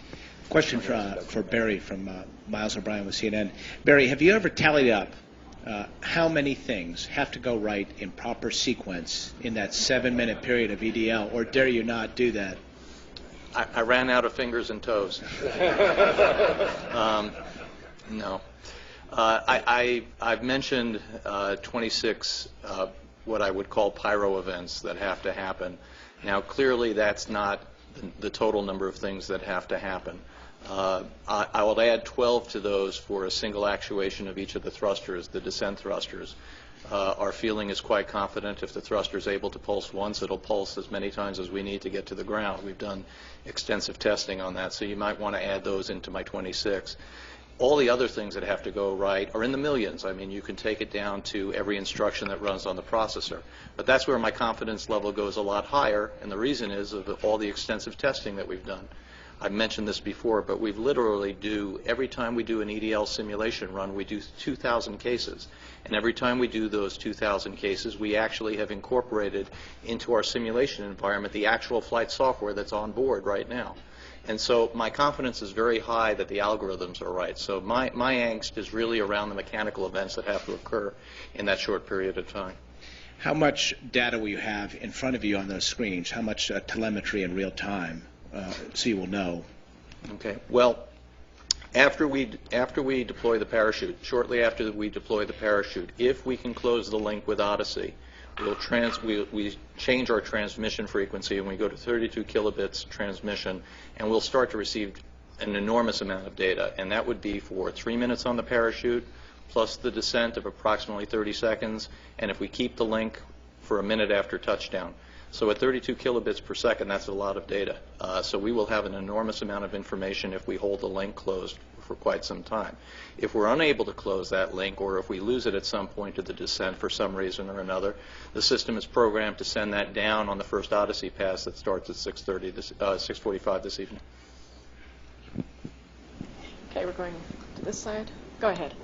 Alex Dolan, Black Diamond Films for the BBC. How does the landing of the Phoenix fit into the bigger picture of the exploration of Mars? And what are we likely to see in the future, you know, in terms of, are we likely to see humans on Mars in the future? How likely is that? I'd like to see humans on Mars, sure. Well, my idea of the program, and since we don't have a program person here, I'll tell you my idea, is Doug can beat me up afterwards. The motto at NASA headquarters has been follow the water for the last 10 or 15 years, because water is such an important compound on Mars. It shapes the surface, it's in the atmosphere, it is the foundation of life. I mean, without water, we don't live, right? And so follow the water has been the motto. And the Phoenix mission is following the water. We're landing on water ice in the polar terrain. Now, the next step in my opinion, is to find habitable zones within those water-rich areas, which could be other places besides the Arctic. And a habitable zone then means you found some organic material associated with this water, and that the water is in a liquid form, at least periodically. And then the third step would be to search for life within the habitable zones that are identified on Mars. And this is maybe 10 years from now. They have an astrobiology library or laboratory that's being talked about. And so there's the three steps that I see is follow water, find habitable zones associated with the water, and then search for life within those habitable zones. We're doing the second step. And I think Mars Science Laboratory is in that second step, stage 2. Is that right, Doug? So it'll be another 10 years before we're really talking about let's go to those habitable zones and see if we can find actual life and find and bring instruments with us specifically tailored for looking at life molecules, proteins and DNAs and all the things that we are so good at doing on the Earth. As far as humans, you know, talk to your grandchildren because they're the ones that are going to be running that program. And we have Doug McQuiston in the audience. Doug, is there anything to that you'd like to add? I can add later, but Peter's on the right thread. Those Okay. are the three major steps. There's a microphone If you can just there. pass that mic down to two people there. He was right next to you the whole time and you didn't know it. There you go. Yeah, Peter's exactly right. Those are the three steps that are in our mind at the high strategic science level for the program. So, and I can speak to others if they'd like to in more detail after this. Okay, let's take, are there any more questions here in the room? Okay, we're going to come over here on this side, and I think that's our final question for the day. Can we bring a mic up to the front? There we go. Victoria Jagger, National Geographic News. I just had a question, one for Barry, to kind of clarify on the differences. The previous videos that I've seen, the animations of the EDL phase, have the lander separating from the back part of the craft where the parachute is and kind of going into free fall for what looks like an elongated period of time. How far above Mars do you think the craft is likely to be at the point when it locks in and it lets go of the parachute? And then how much time is it actually just falling until the thrusters come online? Okay, the altitude, the nominal altitude or the mean altitude of our simulations have us separating from the back shell, which is the carrier that you mentioned, 1 kilometer above the surface. And you're right, and your observation is correct about the previous video. The new video is more accurate. We actually free fall for only about a half a second. And the reason it's so short, as you might imagine, the parachute is holding the back shell and the lander is over 360 kilograms just without any propellant. And when that mass drops out from the back shell, the parachute now is holding much less mass, so it actually is moving away very fast. So we actually have a significant clearance in just a half a second from the back shell. And then just to say, in a lot of this talk about what's going to happen at the end of this, we're going to know, did it land, did it not? Is there sort of like an in-between phase, like it lands, but maybe there's something a little broken, maybe a leg kind of bent in one place? What can we get out of the craft if it's not 100% when it's down? Yeah, the vehicle will, actually the EDL Communications is its ability to tell us it's okay so far. And so that's one answer. When we get to the surface, there are a number of things that the vehicle can do to make itself. There are a number of contingencies that we have. Let me give you a few examples. First of all, we've designed this mission, and we have enough energy that we can put into the vehicle such that if we even have a full solar array failure that we can't open, we can still get our minimum mission success completed. We have designed the vehicle such that it can actually perform its operations on in excess of 16 degrees tilt in any adverse condition. So we've put a significant amount of margins into the ability for the vehicle to survive and do what we need to do based on what we anticipate, what we can anticipate or can't anticipate, I guess, would happen on landing. Okay, then that's going to conclude our pre-landing briefing, but obviously there is so much more left to come today. Please stick around or stay watching on NASA TV or on the web so you can watch commentary. You'll see a picture from Mission Control starting at 6 p.m. Eastern Time. Commentary will start at 6:30 p.m. Eastern Time, and it will go through the end of that first Odyssey downlink, so through about 11 p.m. Eastern Time this evening. We'll be back with one final news briefing at midnight Eastern or 9 p.m. Pacific Time, and you can also follow us on the web at www.nasa.gov/Phoenix. You'll find links there to a landing schedule if you want to know minute by minute or second by second what's supposed to happen on the spacecraft. You'll find that there. You'll also find a link to our landing blog where you can follow Brent Shockley, who will be inside the mission control area and blogging what's taking place at the time. So we hope to see you all here in a few hours, and it's going to be an exciting evening. Thanks for joining us. Of life on another planet is the holy grail for many scientists, and it all but consumes the researchers working on Phoenix. Our Miles O'Brien spoke with the Phoenix team project leader about his hopes for this mission.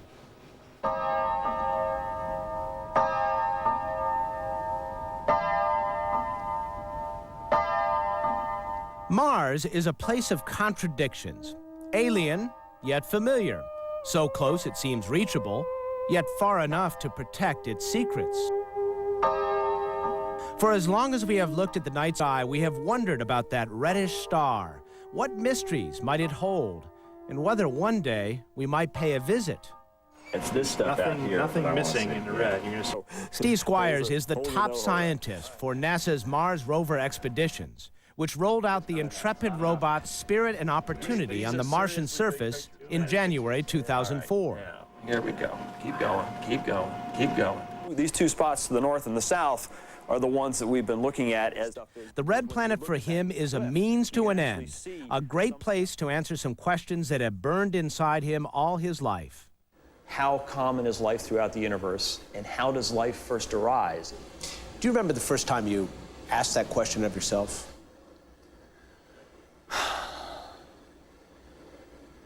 I can't remember a time when I didn't. From day one. Yeah, I mean, and I think that just speaks to how normal and natural it is for anybody. You could ask that question of anybody. I think you'd get almost the same answer. 6-year-old kid, go out and look at the sky at night. Look at the stars. You know? What's out there? Didn't you wonder? Sure. We all have. Mars may be just the place to find the Holy Grail. If you can go to just another planet in this solar system and find that even just in this one solar system, life has independently arisen twice, then it requires no great leap of faith or anything else to believe that it may in fact be common when you consider the multitude of worlds that there are out there. Miles O'Brien, CNN. The probe, which is called Phoenix, is expected to touch down at 23:31 GMT today, on Sunday, relying on its thermal shield and a parachute to land safely. Phoenix is heading where no Mars mission has gone before, to the Arctic northern regions of the planet. The aim is to look for places where life might exist. But if history's any guide, the spacecraft has less than a 50% chance of success, as our science correspondent Christine McGarty reports. After a 9-month journey through space, now comes what's called the 7 minutes of terror. A fiery descent at 13,000 miles an hour. The parachute and rockets must slow the spacecraft down to 5 miles an hour for touchdown. It's an anxious time for the mission scientists. We'll only be able to celebrate when we see those first pictures come back, probably of the solar arrays unfurling, telling us that we're down in one piece and we're ready to start on our mission. But more than half of all missions to Mars have failed. This is a model of Britain's Beagle 2 spacecraft, which crash-landed on the surface 5 years ago. Scientists even joke about a great galactic ghoul putting a jinx on spacecraft heading to the red planet. But if all goes to plan, Phoenix will dig into the soil to reach water that's thought to lie frozen underground. Experiments on board will analyse the samples for any evidence that life could survive here. I'm hoping to see evidence that the ice has melted in recent Martian history. That could be 10,000 years ago, 50, 100, maybe even 1 million years ago. But if that ice has melted and wet the soil, then that is the first condition that we need for a habitable zone. Mars is dry and barren today. There's no evidence of life at the surface. But Phoenix should provide new clues to whether there was ever life here and whether it's still clinging on somewhere underground. Christine McGurty, BBC News. An astronomer said at one stage, and it's seen in our literature as well. H.G. Wells, Philip K. Dick, Ray Bradbury. I mean, all of these people have written about Mars. Is there life on Mars? That's the big question.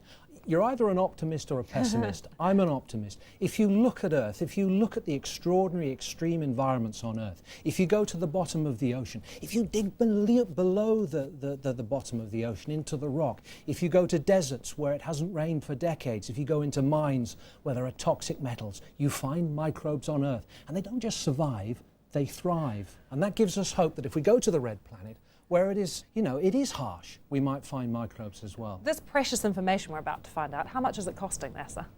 A mission like this costs about $500 million. We have more expensive... Not small change, It's is not it? small change. We have bigger, more expensive missions to come. The Americans are heading back with another larger rover in the next few years, and then Europe as well is going to go in 2014 with a large rover that will cost some billion euros plus. But what do we do with this information once we've got it? Well, you know, it is that age-old question about whether there is life on Mars, but it is telling us about our local neighbourhood in the solar system.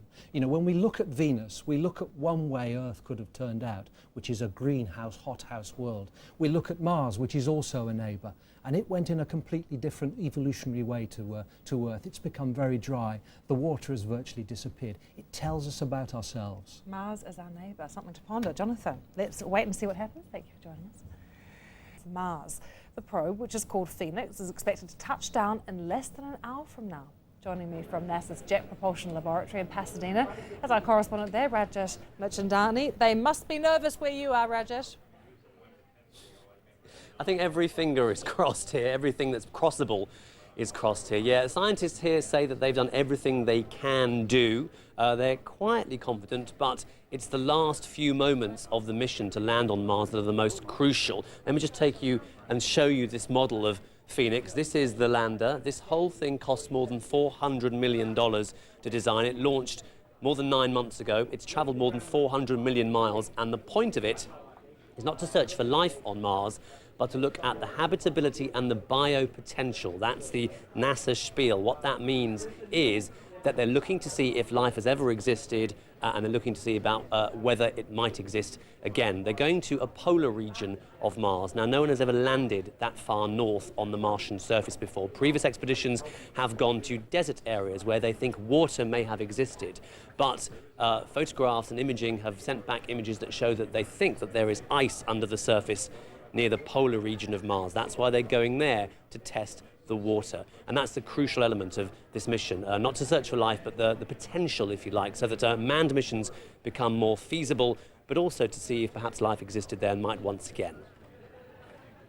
On Mars, if history's any guide, the spacecraft has less than a 50% chance of success, it seems. Yeah, it's a fact that's not lost on them here, and I think many viewers will remember a few years ago the British-led Beagle 2 mission, which was going to Mars to look for signs of life. That ended in failure. The difference between that mission was that during the crucial few minutes of descent from the carrier craft to the surface, Beagle 2 was not in communication with mission control. Phoenix will be, thanks to that little antenna, not the tall antenna, but the one next to it, the gold one, shaped like a helix. That's a UHF radio antenna. It'll be sending back near instantaneous messages to mission control during the descent, and when it lands, they will know pretty instantaneously if it's landed okay. But after that, the orbiter that's orbiting Mars, through which the radio signals are sent back to mission control, goes on the other side of the planet, so is out of range for a couple of hours. So there'll be a couple more hours where they'll be very, very nervous to see what condition the lander is actually in. So the first images from Mars are expected 2 hours maybe after touchdown. But it is those crucial few minutes during while it's descending through the Martian atmosphere that are the most nerve-wracking, because there's a lot that's going to happen. You see, when it hits the Martian atmosphere, which is 7 minutes before landing, Phoenix will be traveling at more than 12,000 miles per hour. At that point, when it hits the atmosphere, it uses its heat shield and friction with the Martian atmosphere to slow itself down. And then when it gets to about 1,100 miles an hour, it launches its parachute, which will then slow it further to 125 miles an hour. Then in the space of 1 kilometre, it uses retro rockets on the craft itself to slow it further to just 5 miles per hour to make a soft landing. Lots can go wrong, and from 15 minutes before landing, Phoenix is pretty much on its own. There'll be a nervous few moments here until they get the signal to say that it's landed safely. Rajesh, I don't think you wanted to be a journalist growing up. I think you wanted to work for NASA. Thank you for joining us from Pasadena. Full of information. Coming up in the program, since the space age began, there have been a total of 36 missions to Mars, some of them orbiters, some of them landers. 23 of them failed. It's a good thing that 13 were successes, because collectively they've left us with a treasure trove of amazing images of a distant place. In just a moment, we're going to show you and share with you some of Steve Squires' favorite pictures. And you can also see them on our website, cnn.com/tech, in our blog. Stay with us for more of the Mission to Mars.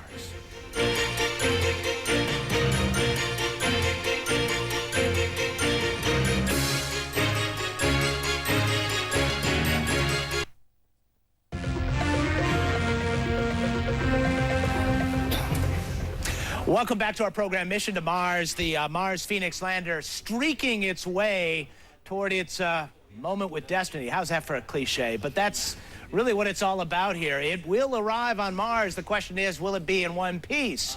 We're not certain just yet. Animation right now that shows you the configuration of the spacecraft. That'll get more interesting a little bit later as things start happening and things start falling off the spacecraft on purpose, and parachutes start opening. Take a look in the control room. Everybody has a nice blue shirt on there. I didn't get one of the blue shirts. I'll have to work on that a little bit later. There's really not much they can do. They're going to watch this. They're going to see it happen. It's all spring-loaded. It's all automatic. And they hope it all works according to design. Now, about 20 minutes to the landing.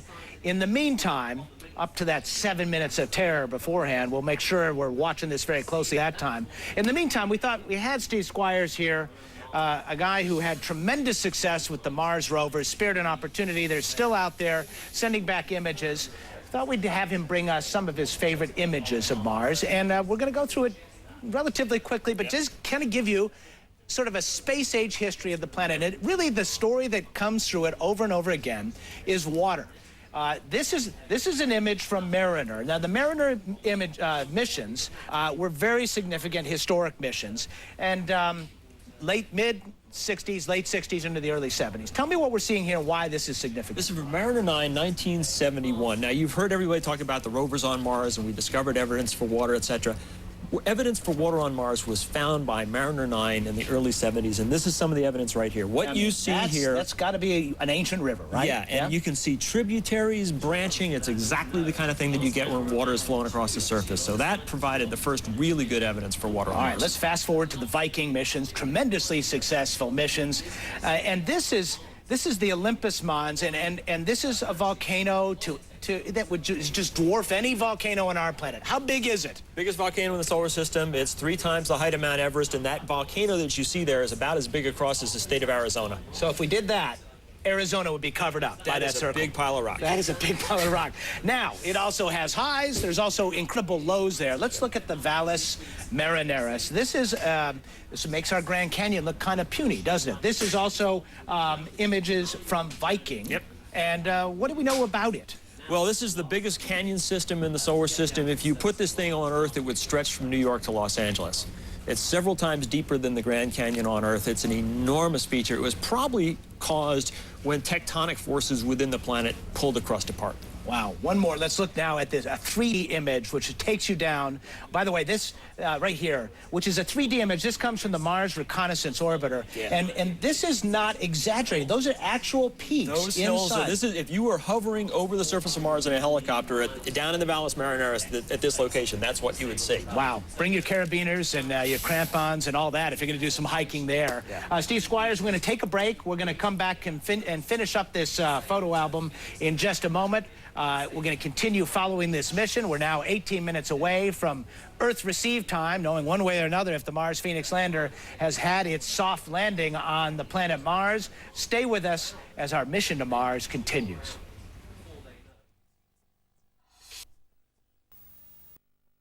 and ready to work.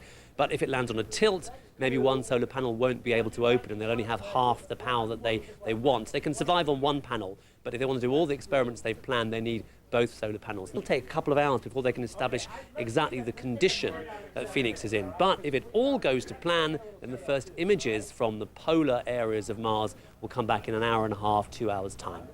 Rajesh, tell us about Phoenix. How long has it been up there, for instance, and how long has this whole mission, not just what's happening today, for instance, how long has this whole mission been going on? Well, Phoenix launched 9 months ago, but the planning of this mission is many, many years more than that. It's cost more than $400 million. It's been journeying on its way, and these are the last crucial few minutes before landing.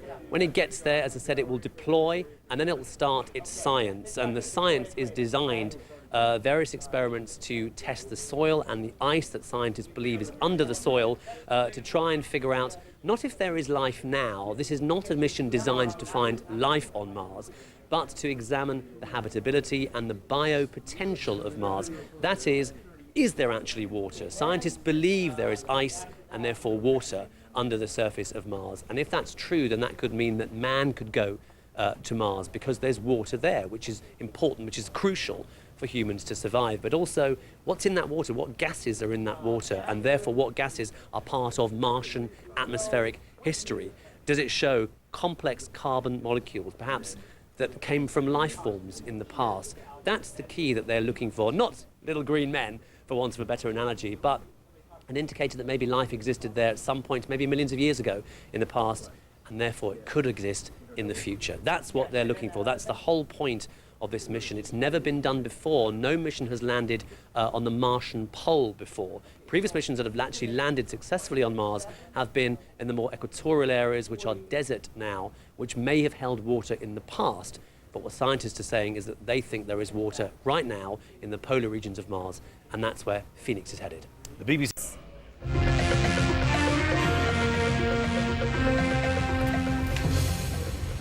Jackie, thank you very much. We're back at the Jet Propulsion Laboratory. Welcome to our viewers all around the world. I'm Miles O'Brien, CNN space correspondent. We just got confirmation that things appear to be going to plan in space. The cruise stage of the spacecraft, the portion of the spacecraft that is solar powered and has an antenna on it, which allows direct contact back to Earth, has separated as it was supposed to. I should also point out to you that whatever has happened on Mars has actually already happened. We're just waiting for the signal to come back. Takes 16 minutes. It's a little bit like TiVo, only you can't fast forward. You only can wait for the signal to come back. Let's get back to our photo album with Steve Squires as we wait for things to heat up in that control room. And Steve, we were talking about some of the great Mars images from spacecraft over time. And we're going to start with one here of the Victoria crater, which is a place near and dear to your heart, I know. This is from Mars Reconnaissance Orbiter. This is from MRO, that's correct, yes. Tell me about this, and this crater is just stunning. Stunning image. It's a beautiful crater. Look at these dunes there in the middle. Yep. It's fascinating. It's a big dune field in the middle. This is the crater that is being explored by the rover Opportunity right now. We're going to avoid those dunes. That's a good thing. You don't want to be there. Those dunes, you put a big X through those because that's a big rover death trap right there. Yeah, don't stay out of the dunes. But, yeah, this is the crater that Opportunity is exploring right now. We've been there for about 1.5 years. We've actually been at this crater quite a while. Spectacular window into the subsurface of Mars. It's about, half a mile across. And okay, so here's the view on the surface. I was just about to show you where the spacecraft was, but it's on the edge there. And then you see on the surface, and this is what you love to see, this outcropping, right? You don't want to drive there, but that's stuff that geologists love to see. Actually, we're hoping to drive up to the base of that cliff pretty soon. Wow. Yeah. Now, all right, who knows what you'll find there, but in the early days of the mission, this is like a couple weeks into the mission, these images came back from one of the microscopic cameras on Opportunity. This was a big deal. Explain why. Well, these are the things that have gotten nicknamed blueberries. These are what geologists call concretions. And they form in rock when you have liquid water in the rock and then a mineral precipitates out of the rock, making a little hard nodule in the rock. And that's what these are. And they show that water once saturated the ground here. All right, we have one other image. You seldom see this one. It's actually hard to come by, but we worked very hard on it. Actually, turns out we dug it out of our archives. You sandbagged me, Miles. You sandbagged me. Anyway, that's we thought we'd just throw Marvin in there for you. All right, we are going to continue following this very closely. We're coming up on the moment of truth, the so-called 7 minutes of terror. Take a look inside the control room. Far left of your screen, Charles Alachi, that's the man in charge of the Jet Propulsion Laboratory. Barry Goldstein beside him, who is instrumental in this mission, the principal investigator behind him, Peter Smith. These are guys that have a lot on the line here. 10 minutes to go. We're going to take a break. When we come back, you're going to ride through the 7 minutes of terror with us. Stay with us. The mission to Mars continues. And then they reviewed it. And essentially what you're seeing tonight is that vehicle reviewed and tested and tested and tested. They implemented all of the review proposals that were put forward, the Board of Inquiry that looked into what happened at the end of the 90s. And there were about 24 recommendations. They've implemented those recommendations that may have explained why those missions were lost. And they went ahead with an intensive program of testing and found other issues that may also have contributed. And they think they've retired those issues as well. So they believe Phoenix is as good as it can be, and they have the utmost confidence that it will get down. But it's Mars. Well, as you've said in that history there, they've tried it many times before. It shows you just how difficult it is. So we're on tenterhooks all around the world waiting for this thing to happen. Let's hope that it does land. And of course, we're staying on this thing live to watch it happen. But we'll be back in just a few moments, Jonathan. But for the time being, the chief scientist of the mission, or the principal investigator, as now calls him, is Peter Smith of the University of Arizona. And he spoke at a news conference in Pasadena in California just a few hours ago.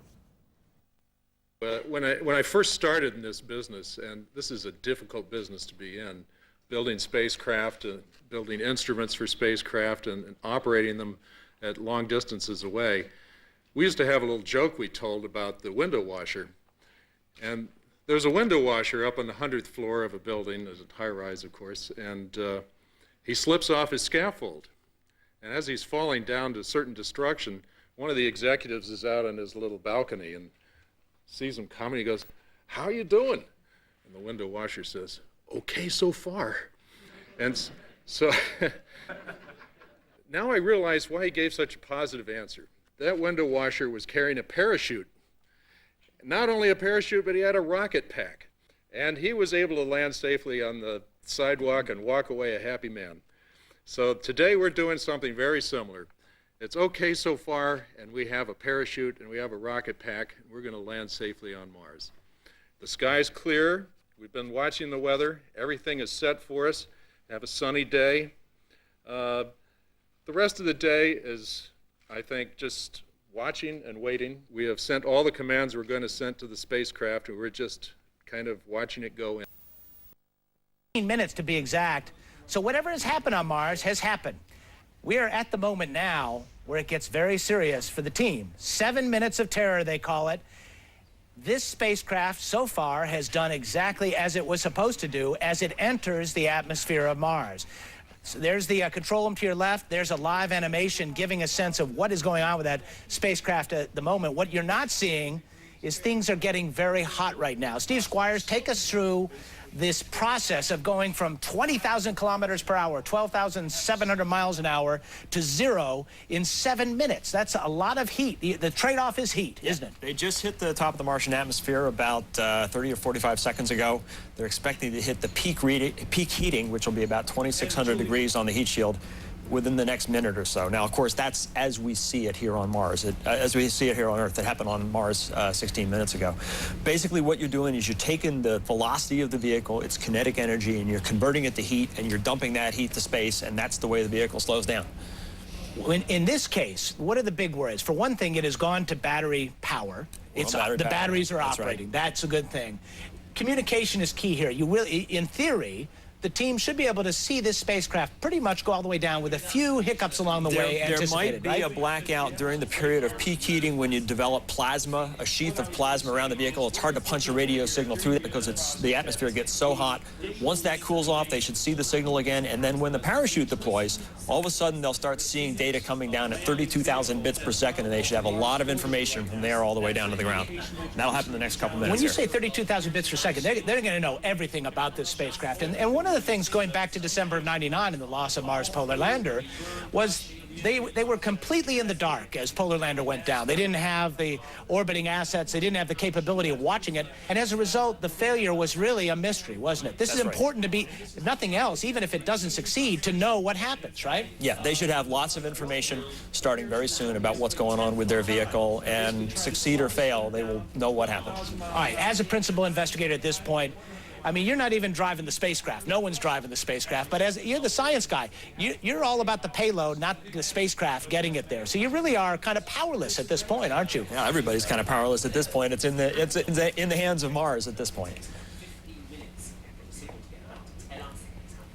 Phoenix now 2 minutes and 25 seconds past the entry point.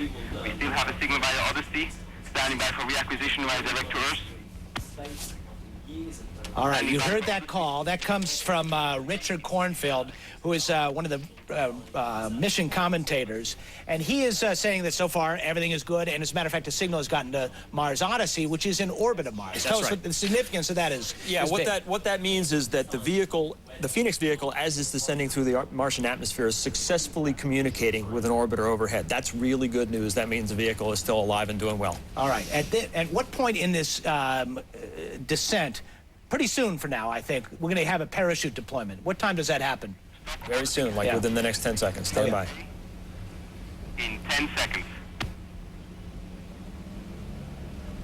This will be a moment that everybody will be on the edge of their seats there in that control room here at the Jet Propulsion Laboratory. There you see that live animation, which depicts what's going on with the spacecraft right now. It looks like an Apollo capsule. Odyssey switch to say 2K detected. We are Odyssey locked up on Phoenix carrier. Standing by for expected parachute deployment, and Phoenix switch to say 2K. At this point in time, Phoenix would have normally deployed its parachute, standing by for telemetry acquisition. All right, we don't know for sure if that parachute is deployed, that supersonic parachute. The spacecraft should be going about 1.5 times the speed of sound on Mars. That is a high-speed parachute. We're waiting to hear if it's going to deploy. Key moment right now, and it looks like the team is indicating they got it. They got it. All right. Phoenix switch to 32K detected. We have data lockup. Right, heat shields away. Parachute deployment trigger detected. Heat shield trigger detected. Ground relative velocity 90 meters per second. Next thing is the radar is going to pick up the surface. All right, so the radar altimeter, of course, the only way to know where the surface is to bounce your own radar beams off of it. It's important that this work just according to plan. And then, of course, the next key thing after that will be the separation from that parachute with the shell on top of it, right? It drops, literally starts dropping like a stone. Yeah, 37 seconds before touchdown, they're going to cut that thing free, and it starts flying on its own. And that'll be a dicey moment because the rockets don't start firing. That's right. Until those rocket motors are going to fire or they're not, and we're going to find out in 1 minute and 31 seconds. All right. Very key that that radar altimeter turns on. On and altitude convergence. Okay, radar's on. Radar switch to altitude mode.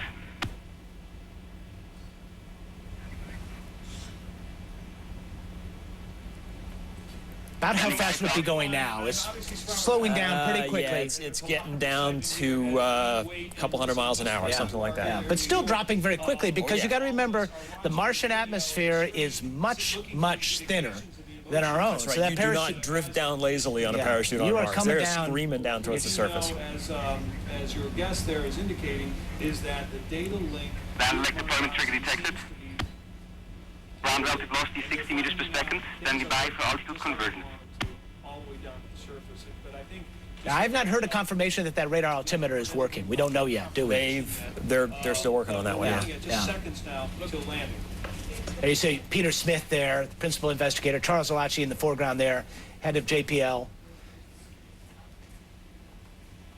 I think you wrote in your book that all the managers come in because they can, right? That's why they're there. But this is their baby as well, isn't it? For confirmation via telemetry. Radar reliable. There you go. Okay, That's a there we big go. one right there. Radar reliable. Okay. 6,000 feet above the surface now. Altitude 2,000 meters. Altitude convergence detected. Altitude Almost 1,800 there, meters. 1,700 meters. So far, everything has gone according to plan. You see Barry Goldstein trying to tell people to be quiet there because they're getting excited. 1,100 meters. Signal may drop out during lander separation. Altitude 1,000 meters. Oh, yes. The separation detected. We have All right. the signal. Gravity turn detected. Altitude 600 meters. 500 meters. Are you watching the pictures? 400 meters. Rocket motors are firing. 250 meters. 150 meters. 100 meters. 80 meters. 50 meters. Constant velocity phase detected. Altitude 40 meters. 30 meters. 27 meters. 20 meters. Wow. 50 meters. Standing by for touchdown.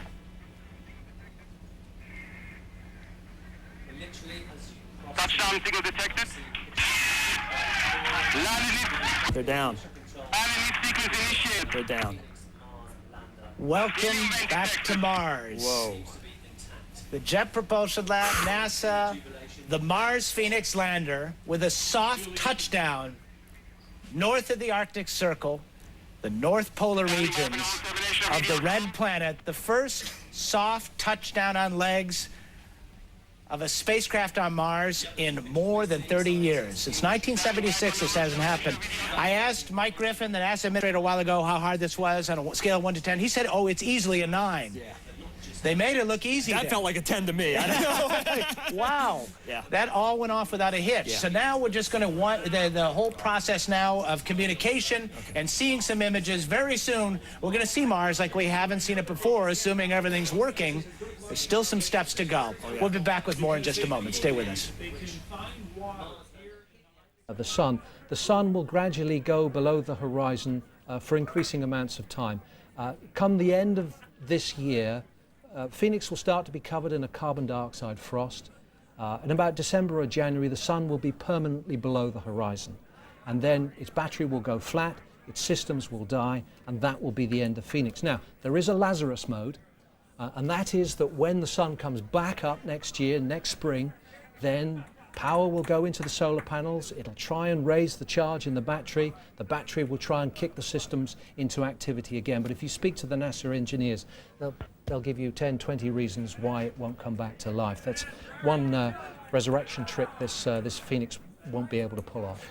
Jonathan, just clear this one up for us, for those of us that don't really understand too much about these things. So, okay, this probe stays on Mars, but how do they get the information from this robotic arm, the ice it's collecting up, what have you? How do they get that information then back to NASA? Okay, so they have a very sophisticated laboratory on top of the deck of Phoenix, and the robotic arm goes out, gets the samples, and they test them. And then the results are transmitted to satellites that go around Mars. And we have 3 currently. There's Mars Odyssey, which is owned by the Americans, by NASA, and that is the primary relay satellite. And there is also the Mars Reconnaissance Orbiter, which is a photographic satellite, and that is used as a backup. But the Europeans are there as well. We have Mars Express, and actually Mars Express was moved into a position where hopefully it could have taken an image of Phoenix screaming through the Martian atmosphere on its way down to the surface, and that picture may be released in the next few hours, few days. Well, I'd like to see that. Well, it would be great, wouldn't it? We'll get our first images from Phoenix in the next couple of hours, we hope. They won't be terribly exciting at first, I have to say. There'll be engineering images. That panoramic camera that I was talking about on a mast, it'll look down. What does Phoenix have to do to get ready to do science out there? There's a lot of things that have to happen now, right? At this point, it's all about lander safety. The first thing that you want to do is make sure that the thing is safe on the surface.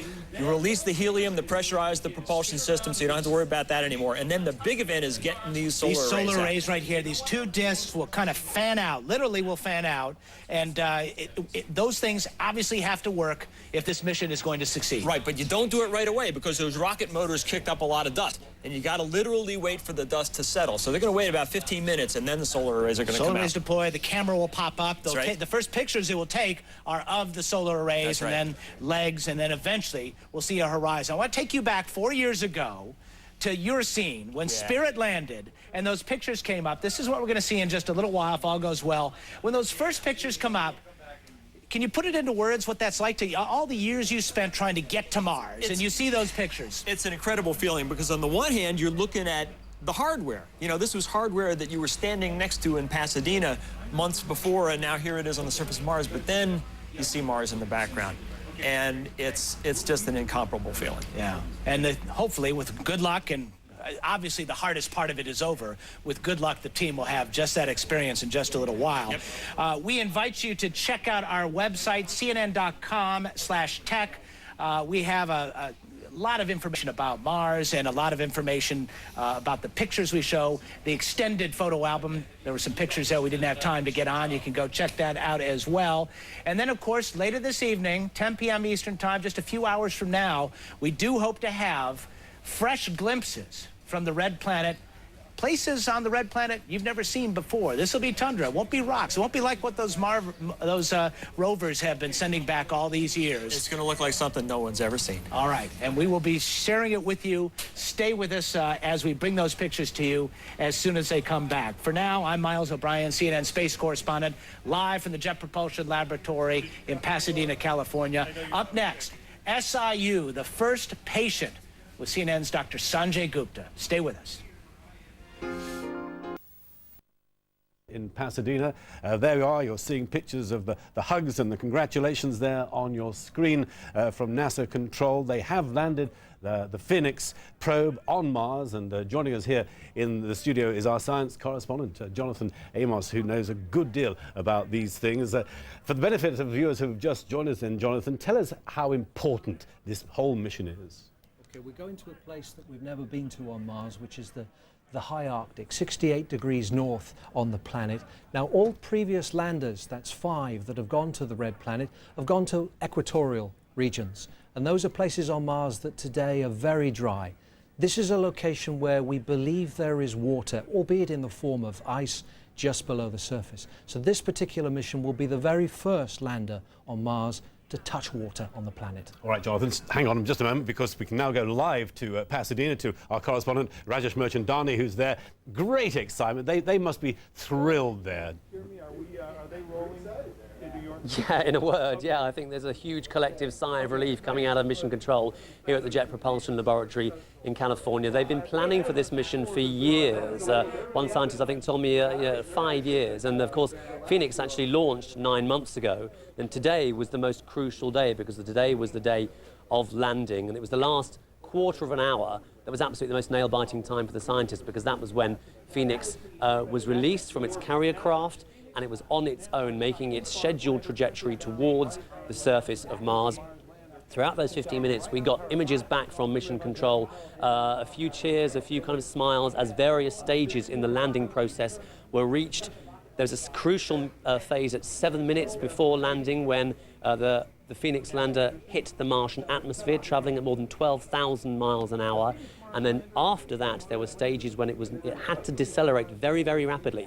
A deployment of a parachute to take it from 1,100 miles an hour down to 125 miles an hour, and then the firing of retro thrusters to bring it right back down to just 5 miles an hour, which was its projected, targeted landing velocity. Crucial phases in which time anything could have gone wrong, but it's all worked. Phoenix has landed safely on the surface of Mars. What we now need to find out is what condition it's in there. It's landed, but has it landed on a rock? Is it at a tilt? If it is, then perhaps its solar panels won't be able to deploy. There's one each side, as you can see in the model behind me, one panel each side. If they can't deploy, then it won't have as much power as it needs to carry out all the scientific experiments that are planned. The difficulty now is that the orbiter, the spaceship that's orbiting Mars, which is the connection, the radio connection between Phoenix and Earth, that now goes out of range on the other side of Mars for about 90 minutes, 2 hours. So when it comes back into range, that's when scientists will know what condition Phoenix is in, whether it is in perfect working condition or whether they're going to have to modify the experiments they want to make. But they've got a bit of a breathing space at the moment, and they're just enjoying celebrating. Certainly, the moment it touched down, that we got confirmation that it had touched down, there were whoops of delight, hugs, cheers, arms in the air from usually reserved scientists in mission control. They're very happy at the moment, but this is the beginning of Phoenix's scientific mission now.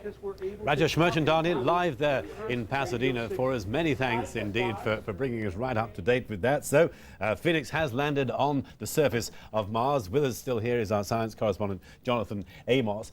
So how long will it be then, Jonathan, before the next stage begins, the actual collecting of material? Well, as Rajesh was saying, they've got to unpack everything first. They've got to check it's all working. So it's the engineers that take pride of place in the next few days. They have first access to the computers and the terminals to talk to Phoenix, and then the scientists will move in behind them and they will start the experiments. Now, we would expect the experiments to start in the next few weeks.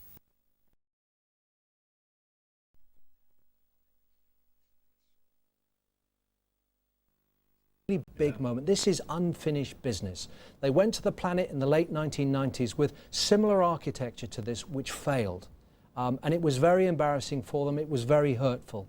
And to go back now in 2008 with similar heritage to the architecture they used in the late 1990s and see it work in the way that they have tonight, that's a big one for them. And Jonathan, let's now bring in the recording of the very moment, the countdown to when this took place and the excitement there at NASA Control. Landing sequence initiated. Helium vent detected. Well, there we are, as you were saying, total excitement. And they really do deserve it, because they've tried many, many times before, of course, to land on Mars, haven't they? It's worth remembering that more than half of all attempts to land on Mars have ended in failure.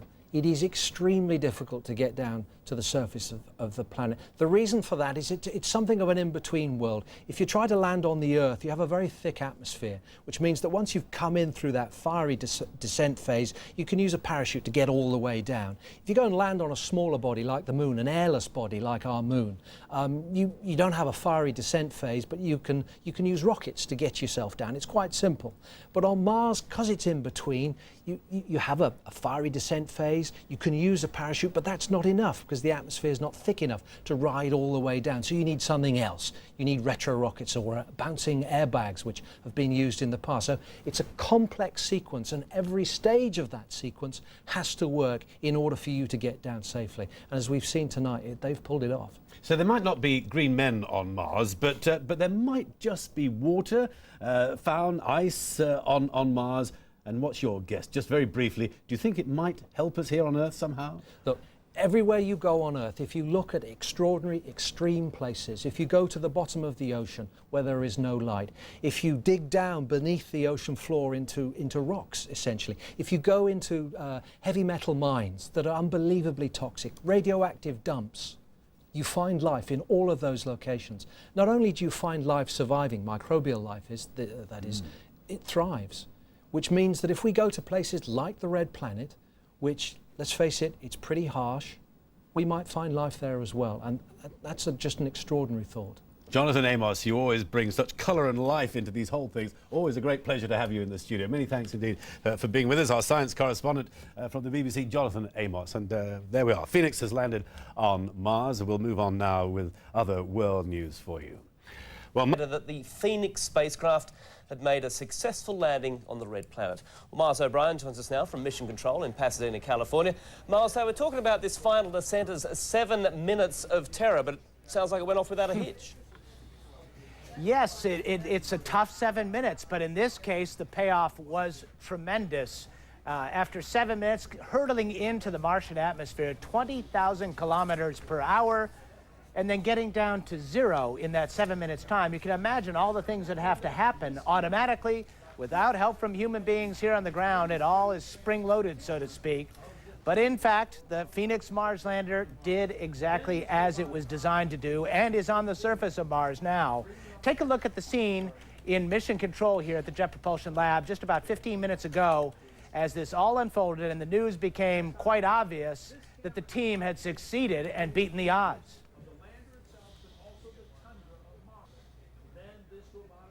Sequence initiated. Helium vent detected.